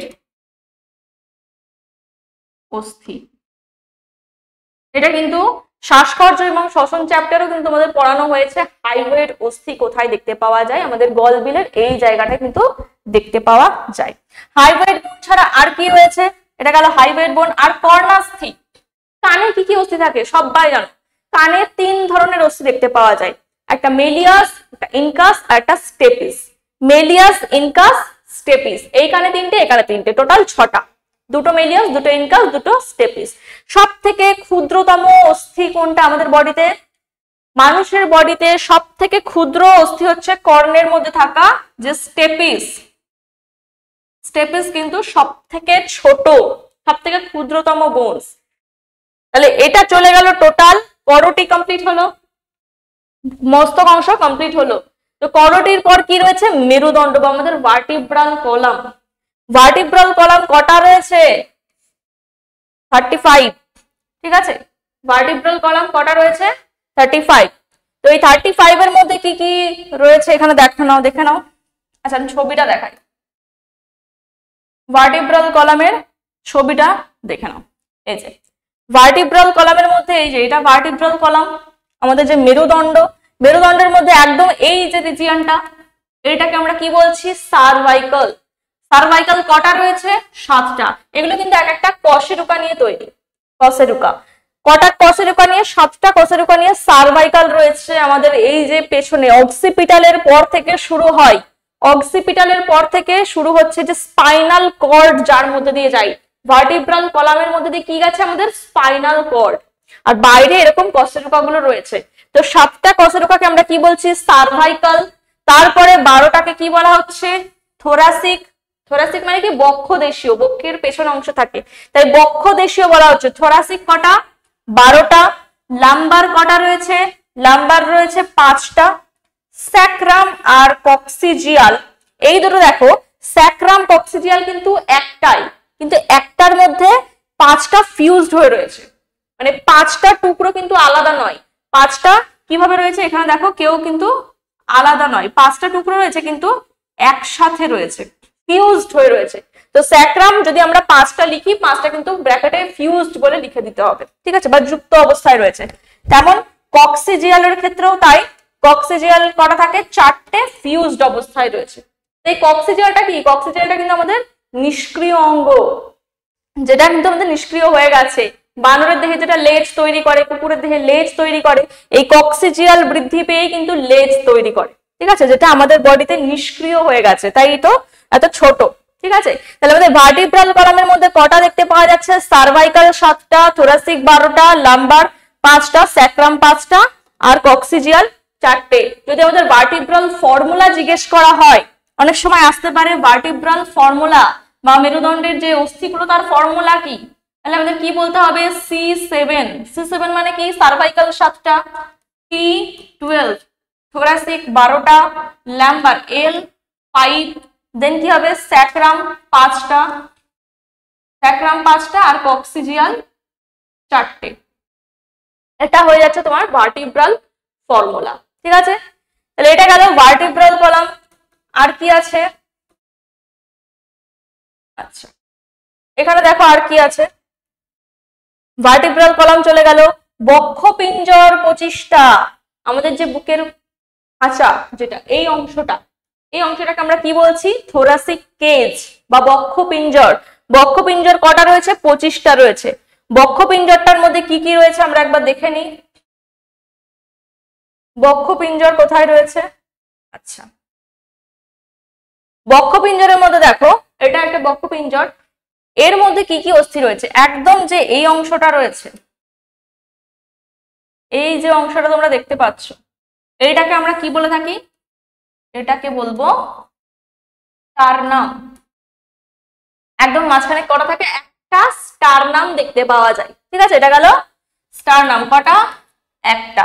আর স্টারনামে কি এসে যুক্ত হয়েছে? দেখো পেছনে ভার্টিব্রাল কলাম থেকে উৎপন্ন হয়ে এরকম প্রচুর রিবস বা বুকের যে খাঁচা সেটা তৈরি হয়েছে। তো এই যে রিবস গুলো তৈরি হয়েছে, দেখো মেরুদণ্ড থেকে শুরু হয়ে এখানে চলে আসছে, ঠিক আছে, এগুলোকে কি বলা হচ্ছে? রিব বা পরশুকা। রিব বা পরশুকা। কটা রয়েছে রিব? রিব থাকে 12 জোড়া। 12 জোড়া মানে কটা? 24টা। তাহলে 12 জোড়া রিব আর একটা স্টারনাম, টোটাল কটা হলো? 25টা বক্ষপিঞ্জর। তবে এখানে আবার দেখো রিব বা কোষকর প্রত্যেকটা কিন্তু সেম টাইপের না, প্রত্যেকটা সেম টাইপের কিন্তু হয় না। কি হয়, একদম ফার্স্টে যেটা রয়েছে, ফার্স্টে দেখো 1 2 3 4 5 6 7, এই যে 7টা, এই কটাই কিন্তু স্টার নাম অব্দি যুক্ত। দেখো প্রত্যেকটা স্টার নাম অব্দি যুক্ত, তাই না? 7 পর্যন্ত যে অংশটা, এই 7 পর্যন্ত রিব গুলোকে বলা হয় প্রকৃত রিব বা ট্রু রিবস। প্রকৃত রিব, ট্রু রিবস। ফলস কোনগুলোকে বলা হয়?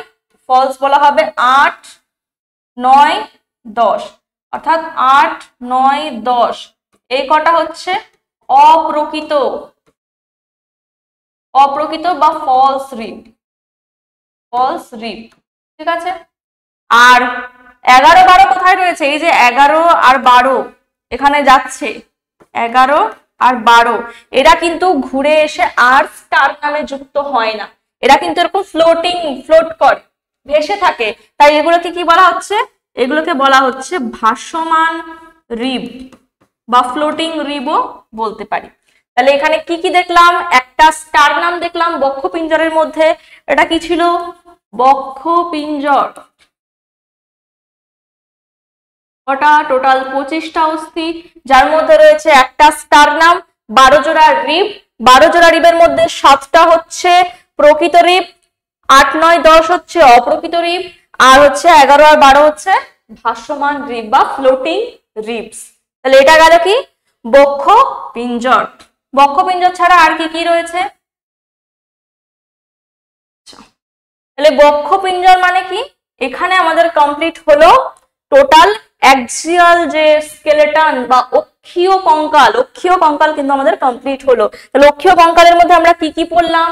করোটি পড়লাম, তারপরে থোরাসিক কেজ মানে বক্ষপিঞ্জর পড়েছি, আর মেরুদণ্ড বা ভার্টিব্রাল কলাম পড়েছি। এই কটা গেল কিসের মধ্যে? অক্ষীয়র মধ্যে। ঠিক আছে। এইবার আমরা পড়বো অ্যাপেন্ডিকুলার বা উপাঙ্গিক কঙ্কাল, যেটা 126টা রয়েছে। কি কি রয়েছে দেখো, এগুলো বাহুর অস্থি, আমাদের যে অগ্রবাহু ফোর লিম আর পশ্চাৎ বাহু মানে পা যেটা হাইন্ড লিম, তো এই চারটাতে রয়েছে। আর রয়েছে দু ধরনের গার্ডল, গার্ডল অস্থি দেখতে পাওয়া যায়, পেলভিক গার্ডল আর পেক্টোরাল গার্ডল। আমাদের এই অংশে রয়েছে কি? Pectoral girdle. আর হিপ বোন যেটাকে বলা হয় সেটা হচ্ছে পেলভিক গার্ডল। তো দেখে নিই ফার্স্টে কি রয়েছে? গার্ডল অস্থি, আর তারপর রয়েছে বাহুর অস্থি। গার্ডল অস্থিগুলো একবার দেখে নিই। গার্ডল অস্থি কাকে বলছি? দেখ, এই যে বক্ষপিঞ্জর রয়েছে, বক্ষপিঞ্জরটাকে বাদ দাও, গার্ডল অস্থি কোনটাকে বলা হচ্ছে? এই যে এই অংশটা যেটুকু ইয়েলো রিজিয়ন তোমরা দেখতে পাচ্ছ, ইয়েলো রিজিয়নটুকুই হচ্ছে গার্ডল অস্থি। কটা দেখতে পাওয়া যায়? আচ্ছা, এটা কিন্তু পেক্টোরাল গার্ডল। হ্যাঁ, এটা হচ্ছে পেক্টোরাল গার্ডল। পেক্টোরাল গার্ডলের মধ্যে কি রয়েছে? ক্লেভিকল, এই যে দুটো হাড় রয়েছে, এই একটা আর এই যে, এই দুটোকে কি বলা হচ্ছে? এই দুটোকে বলা হচ্ছে ক্লেভিকল। এই দুটোকে বলা হয় ক্লেভিকল। ক্লেভিকল দুটো রয়েছে। আর এই যে অংশটা রয়েছে এটাকে বলা হবে স্ক্যাপুলা। এই যে অংশটা দেখতে পাচ্ছ এইটাকে আমরা কি বলছি? স্ক্যাপুলা। ঠিক আছে। তাহলে এক জোড়া ক্লেভিকল, এক জোড়া স্ক্যাপুলা দুপাশে রয়েছে। এই দুটো নিয়ে কি রয়েছে? এই দুটো নিয়ে তৈরি হয়েছে পেক্টোরাল গার্ডল। এবার স্ক্যাপুলার মধ্যে দেখো এক জায়গায় এরকম খাঁজ দেখতে পাওয়া যায়। এই যে খাঁজটা দেখতে পাওয়া যাচ্ছে, খাঁজটা, এই খাঁজটাকে বলা হয় গ্লিনয়েড খাঁজ। গ্লিনয়েড খাঁজ। এই গ্লিনয়েড খাঁজটা কেন থাকে? এই গ্লিনয়েড খাঁজে কে যুক্ত? হিউমেরাস। এটা হচ্ছে হিউমেরাস, মানে আমাদের বাহুর যে অস্থি, হাত, আমাদের হাতের অস্থি কার সাথে যুক্ত? এই স্ক্যাপুলার সাথে গ্লিনয়েড খাঁজের মাধ্যমে যুক্ত। তাহলে পেক্টোরাল গার্ডল কি করে? আমাদের বাহুর অস্থিগুলোকে ধারণ করে থাকে। ঠিক আছে। তাহলে এটা গেল পেক্টোরাল গার্ডলের কাজ। তাহলে পেক্টোরাল গার্ডল কি কি নিয়ে তৈরি? এক জোড়া ক্লেভিকল আর এক জোড়া স্ক্যাপুলা নিয়ে তৈরি। এবার আমরা দেখে নেব পরবর্তী গার্ডল অস্থি কি রয়েছে, পেলভিক গার্ডল। এটা আমাদের কি হিপ বোন বা পেলভিক গার্ডল বলা হচ্ছে। পেলভিক গার্ডলের মধ্যে কি রয়েছে, ইলিয়াম রয়েছে এক জোড়া, ইস্চিয়াম রয়েছে এক জোড়া, পিউবিস রয়েছে এক জোড়া। এই 3 প্রকার অস্থি নিয়ে কিন্তু আমাদের পেলভিক গার্ডল বা হিপ বোন যেটাকে বলা হচ্ছে সেটা তৈরি। তাহলে কি কি রয়েছে, ইলিয়াম, ইস্চিয়াম, পিউবিস, এই 3 প্রকার অস্থি নিয়ে হিপ বোনস তৈরি, যেটা আমাদের পুরো বডিকে ধারণ করে রেখেছে, আমাদের চলনে সাহায্য করছে, আমাদের যে হাইন্ড লিম্ব বা পশ্চাৎ পদ সেটাকেও কিন্তু ধারণ করে রেখেছে। ঠিক আছে, তাহলে এই পর্যন্ত আমাদের কি কমপ্লিট হলো, এই পর্যন্ত আমাদের কমপ্লিট হলো গার্ডল অস্থি। গার্ডল অস্থি চলে গেল, এই যে উরুষ চক্র যেটা পেলভিক গার্ডল, সরি সোলজার, আর এটা হচ্ছে শ্রোণী চক্র। আর নেক্সট হচ্ছে বাহুর অস্থি। বাহু ক রকমের রয়েছে, আমাদের বাহু 2 রকমের রয়েছে, হাত একটা যেটা ফোর লিম্ব বলছি, পা একটা যেটাকে হাইন্ড লিম্ব বলছি। ফোর লিম্ব আর হাইন্ড লিম্ব দেখে নেওয়া যাক হাত আর পায়ে কি অস্থি আছে। এত অস্থি পড়তে গিয়ে কারোর জন্য মাথা খারাপ না হয়ে যায়। ঠিক আছে, হাত এবং পায়ে কি কি অস্থি আমাদের দেখতে পাওয়া যায়। ফার্স্ট দেখে নাও আমাদের হাত বা বাহুতে কি কি রয়েছে। বাহুতে ফার্স্ট যেটা রয়েছে হিউমেরাস। হিউমেরাস দেখতে পাওয়া যায় কটা, একটা হিউমেরাস, একটা রেডিয়াস, একটা আলনা। এই জায়গাটা কি রয়েছে, রেডিয়াস আর আলনা প্রেজেন্ট রয়েছে। রেডিয়াস আলনার পর কি রয়েছে, কার্পেলস। কার্পেল কটা রয়েছে, 8টা রয়েছে। এই জায়গাটাই রয়েছে আমাদের কার্পেল। কার্পেলের পর এই যে অংশগুলো উঠে যাচ্ছে এগুলোকে আমরা বলছি মেটাকার্পেল। এই যে এই অংশগুলো কালার এখানে করা আছে, তোমরা প্রত্যেকেই বুঝতে পারবে। মেটাকার্পেল, মেটাকার্পেল কটা রয়েছে, 5টা। আর তারপরে যে আঙুল, আঙুলের অস্থিগুলোকে কি বলা হয়, ফ্যালাঞ্জেস, 14টা রয়েছে। এখানে ফ্যালাঞ্জেসের মধ্যে দেখে নাও, আচ্ছা ঠিক আছে, এই প্রত্যেকটার মধ্যে কিন্তু 3টে করে অংশ রয়েছে। প্রত্যেকটার মধ্যে কটা অংশ রয়েছে, 3টে। 4টে আঙুলে 3টে করে রয়েছে, 3 3 3 3। শুধু বৃদ্ধা আঙুলিতে করা থাকে 2টো, তাহলে 3 4 12 13 14। ফ্যালাঞ্জেস কটা রয়েছে, 14টা। ফ্যালাঞ্জেসের ফর্মুলা অনেক সময় আসে 2 3 3 3 3, এই 4টে বলে দিতে হবে। তাহলে আমাদের বাহুর অস্থির মধ্যে কি কি গেল, হিউমেরাস, রেডিয়াস, আলনা, কার্পল, মেটাকার্পল, ফ্যালাঞ্জেস, এটা গেল আমাদের বাহুর অস্থি। এবার যদি পায়ের অস্থি জিজ্ঞেস করি, পায়ে কি কি রয়েছে, পায়েও দেখতে পাচ্ছ একটা রয়েছে বৃহৎ অস্থি যেটাকে আমরা বলি ফিমার, সব থেকে বড় অস্থি আমাদের বডির। ফিমার রয়েছে একটা, এটাকে বলছি টিবিয়া, এই গ্রিনটাকে বলছি ফিবিউলা। টিবিয়া ফিবিউলা, টিবিয়া ফিবিউলার মধ্যে এখানটা এই অংশটাকে কি বলছি, হাঁটুর এই জায়গাটাকে, এটাকে বলবো প্যাটেলা। ঠিক আছে, এটা গেল প্যাটেলা। তারপর কি রয়েছে, টার্সালস। টার্সালস কটা রয়েছে, এখানে 7টা রয়েছে। টার্সালস রয়েছে 7টা। মেটাটার্সালস, পায়ের যে পাতাটা, পায়ের পাতাটাকে মেটাটার্সালস বলছি, 5টা রয়েছে। আর রয়েছে ফ্যালাঞ্জেস 14টা। ঠিক আছে, এগুলো গেল পায়ের অস্থি, ফিমার, টিবিয়া, ফিবিউলা, প্যাটেলা, টার্সালস, মেটাটার্সালস, ফ্যালাঞ্জেস। তাহলে এই পর্যন্ত আমাদের টোটাল যে 206টা বোনস, 206টা বোনস কমপ্লিট হলো। হ্যাঁ দেখতে পাচ্ছ এখানে যে হাতের বাহুর মধ্যে এই যে অগ্রবাহু, পশ্চাৎ বাহু, এখানে কিন্তু কমপ্লিট হচ্ছে। তাহলে আমরা অ্যাক্সিয়াল যে স্কেলেটন দেখলাম আর অ্যাপেন্ডিকুলার স্কেলেটন দেখলাম, টোটালটা কিন্তু কমপ্লিট হলো। এখানে পুরো ছবিটা তোমরা এখান থেকেও দেখে নিতে পারো, প্রত্যেকটা ছবি আলাদা আলাদা করে দিয়েছি, তোমরা স্ক্রিনশট নিয়ে নিতে পারো বা বইতেও তোমরা পেয়ে যাবে। ঠিক আছে, তো এবার এই যে স্কেলেটাল সিস্টেম আমাদের কমপ্লিট হলো, মাসল কমপ্লিট হয়েছে, স্কেলেটাল সিস্টেম কমপ্লিট হয়েছে, এরা কিন্তু টোটাল কিসে সাহায্য করছে, আমাদের চলন গমনে সাহায্য করছে। তো আমাদের ম্যাক্সিমাম জিনিস কিন্তু এখানে কমপ্লিট হয়ে গেল। এবার আমরা যেটা দেখে নেব, এবার দেখে নেব বেশ কয়েকটা, আচ্ছা জয়েন্ট বা অস্থি সন্ধি বলতে আমরা কি বুঝি। দেখ, অস্থি তো পড়লাম, অস্থি পড়লাম, বিভিন্ন ধরনের বোনস আমাদের বডিতে রয়েছে, 206টা বোনস রয়েছে। তো এই বোনস গুলোকে একে অপরের সাথে জুড়ে রাখে কিভাবে, তো বোনস গুলো একে অপরের সাথে যে জায়গায় জুড়ে থাকে সেই জয়েন্টটাকে আমরা কি বলছি, জয়েন্ট বা অস্থি সন্ধি। ঠিক আছে, জয়েন্ট বা অস্থি সন্ধি। এখানে ছবিটা দেখতে পাচ্ছ, 2টো বোনস এক জায়গায় জুড়ে রয়েছে, এইটাকে আমরা কি বলবো, জয়েন্ট। ঠিক আছে, তাহলে দুই বা ততোধিক অস্থির যে সংযোগ স্থল, সেই সংযোগ স্থলকে আমরা কি বলবো? জয়েন্টস। জয়েন্টস কত রকমের হতে পারে? জয়েন্টস 3 রকমের হতে পারে। দেখো, একটা হচ্ছে ফাইব্রাস বা তন্তুময় জয়েন্ট। ফাইব্রাস প্রোটিন নিয়ে যে জয়েন্টটা তৈরি হবে সেটাকে বলছি আমরা ফাইব্রাস জয়েন্ট। কার্টিলেজিনিয়াস মানে তরুণাস্থির মাধ্যমে যুক্ত থাকতে পারে এরকম কিছু জয়েন্ট।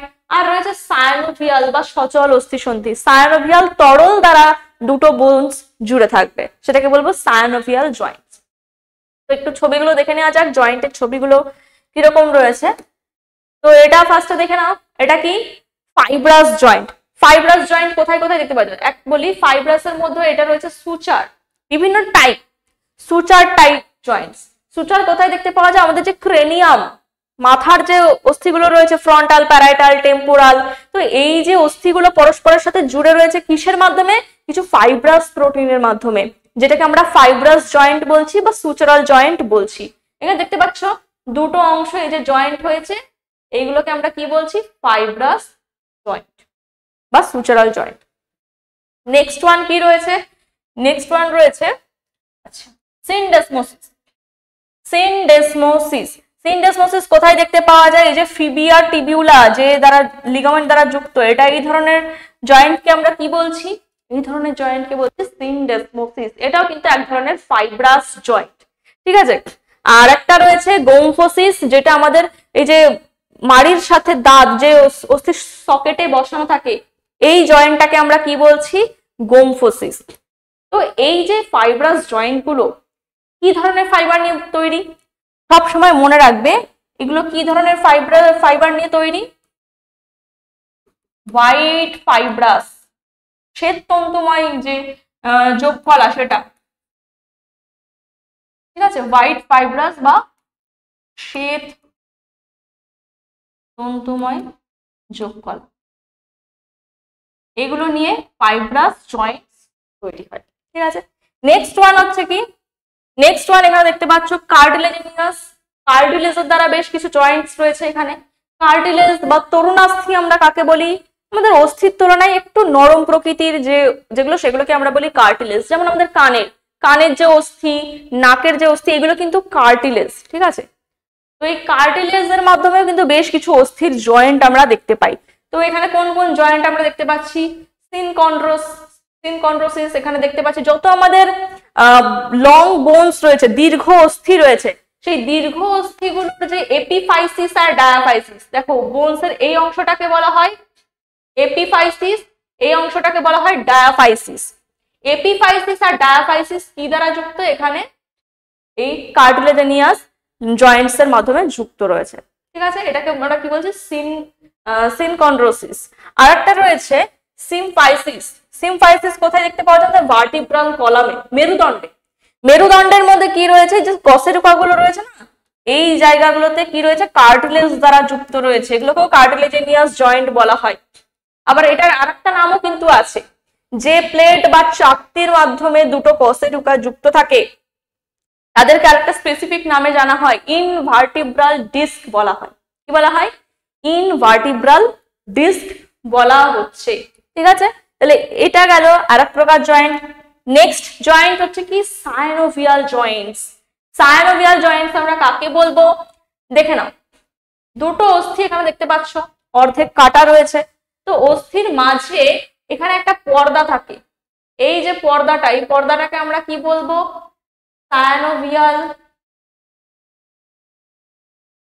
সায়ানোভিয়াল মেমব্রেন বা পর্দা। নেক্সট এর ভেতরে যে গহ্বরটা রয়েছে, ভেতরে যে ফাঁকা গহ্বরটা রয়েছে, ফাঁকা থাকে না যদিও, এই গহ্বরটাকে আমরা কি বলবো? সায়ানোভিয়াল গহ্বর, সায়ানোভিয়াল গহ্বর বা সায়ানোভিয়াল ক্যাভিটি। আর এই সায়ানোভিয়াল ক্যাভিটির মধ্যে কি রয়েছে? এক ধরনের লিকুইড রয়েছে। এর মধ্যে কি রয়েছে? এক ধরনের লিকুইড প্রেজেন্ট থাকে। এই লিকুইডটাকে আমরা কি বলবো? এই লিকুইডটাকে আমরা বলবো সায়ানোভিয়াল তরল। সায়ানোভিয়াল তরল, ঠিক আছে। তাহলে এই ধরনের জয়েন্টকে আমরা কি বলি? সায়ানোভিয়াল জয়েন্টস। কি কি দেখতে পাওয়া যায়? দুটো অস্থির মাঝে একটা সায়ানোভিয়াল মেমব্রেন বা সায়ানোভিয়াল পর্দা দেখা যায়। সায়ানোভিয়াল পর্দা যুক্ত যে ভেতরে ফাঁকা রিজিয়নটা ওটাকে বলা হচ্ছে সায়ানোভিয়াল গহ্বর বা সায়ানোভিয়াল ক্যাভিটি। আর ক্যাভিটির মধ্যে কি রয়েছে? সায়ানোভিয়াল তরল, এক ধরনের লিকুইড থাকে যেটাকে আমরা বলছি সায়ানোভিয়াল তরল। এই সায়ানোভিয়াল জয়েন্টস কিন্তু অনেক রকমের হতে পারে। এখানে তোমরা টাইপ গুলো দেখে নিতে পারো। একটা হচ্ছে ফিফথ জয়েন্ট। ফিফথ জয়েন্ট আমাদের কোথায় দেখতে পাওয়া যায়? এই যে আমাদের ট্রাকিয়ার যে অংশটা রয়েছে এখানে দেখতে পাওয়া যায় ফিফথ জয়েন্ট। স্যাডল জয়েন্ট দেখতে পাওয়া যায় আমাদের যে মেটাকার্পেলের এখানে, ফ্যালাঞ্জাসের এখানে কিন্তু দেখতে পাওয়া যায় যে ফ্যালাঞ্জাসের দুটো অংশ এই জয়েন্ট দ্বারা যুক্ত থাকে। এখানে কিন্তু এই ধরনের জয়েন্ট রয়েছে সাইনোভিয়াল জয়েন্টস। প্লেন জয়েন্ট রয়েছে আমাদের পায়ের পাতায় টার্সেল মেটাটার্সেলের সাথে যে জয়েন্ট সেটা হচ্ছে plane joint. Ball and socket joint. Ball and socket joint কোথায় দেখতে পাওয়া যায়? আমাদের যে হিপ বোনস রয়েছে সেখান থেকে যে ফিমার যুক্ত রয়েছে ওই জায়গাটায় দেখতে পাওয়া যায় বল অ্যান্ড সকেট। আমাদের এখানেও তাই, যে গ্লিনয়েড খাঁজ রয়েছে না পেক্টোরাল গার্ডেলের সাথে, সেই গ্লিনয়েড খাঁজের সাথে আমাদের হিউমেরাস যুক্ত, সেই হিউমেরাস ওটাও কিন্তু বল অ্যান্ড সকেট জয়েন্ট। ঠিক আছে, নেক্সট ওয়ান হচ্ছে কন্ডাইলয়েড জয়েন্ট। কোথায় দেখতে পাওয়া যায়? আমাদের এই যে কার্পল আর মেটাকার্পলের মধ্যে যে জয়েন্টটা দেখতে পাওয়া যায় সেটা। আরেকটা হচ্ছে হিঞ্জ জয়েন্ট, যেটা কনুই বা হাঁটু এই যে যেখানে হিউমেরাস রেডিয়াস আলনা যুক্ত আর ওখানে ফিমার টিবিয়া ফিবিউলা যুক্ত, এই যে জয়েন্টটা সেখানে কিন্তু হিঞ্জ জয়েন্ট দেখতে পাওয়া যায়। জাস্ট নামগুলো পড়ে রাখবে, কোথায় কোন জয়েন্ট দেখতে পাওয়া যায় সেটা পড়ে রাখবে। ঠিক আছে, তো এগুলো কি ছিল? এগুলো ছিল সায়ানোভিয়াল জয়েন্টস এর বেশ কিছু প্রকারভেদ। তাহলে এখানে আমাদের কি কমপ্লিট হলো? এখানে আমাদের কমপ্লিট হলো জয়েন্ট বা অস্থি সন্ধি। লাস্ট কি রয়েছে? লাস্ট আমাদের স্লাইড রয়েছে, এটা হচ্ছে পেশি ও কঙ্কালতন্ত্রের বেশ কিছু গোলযোগ সমূহ। কি কি রোগ হতে পারে আমাদের মাসল আর আমাদের স্কেলেটাল সিস্টেম রিলেটেড। তো এখানে ফার্স্টে দেখে নাও মায়াস্থেমিয়া গ্রেভিস। মায়াস্থেমিয়া গ্রেভিস আমরা কাকে বলি? অনাক্রম্যতার কারণে, ঠিক আছে, অনাক্রম্যতার মানে বিঘ্নিত হলে আমাদের যে স্নায়ু পেশি সন্ধি আক্রান্ত হয়ে যায়, ফলে পেশির যে অসারতা, মানে আমাদের অটো ইমিউন সিস্টেম যদি বন্ধ হয়ে যায় তাহলে কি হবে? প্যারালাইজড হয়ে যাবে, আমাদের মাসল কনস্ট্রাকশন ঠিকঠাক হবে না, বডি প্যারালাইজড হয়ে যাবে। এইটাকে আমরা কি বলছি? মায়াস্থেমিয়া গ্রেভিস। দেন বলছি টিটেনি। টিটেনি কিসের কারণে হয়? এটা কিন্তু একটা হরমোনের প্রভাবে হয়। প্যারাথো হরমোন, প্যারাথাইরয়েড গ্রন্থি থেকে নির্গত হয় প্যারাথো হরমোন।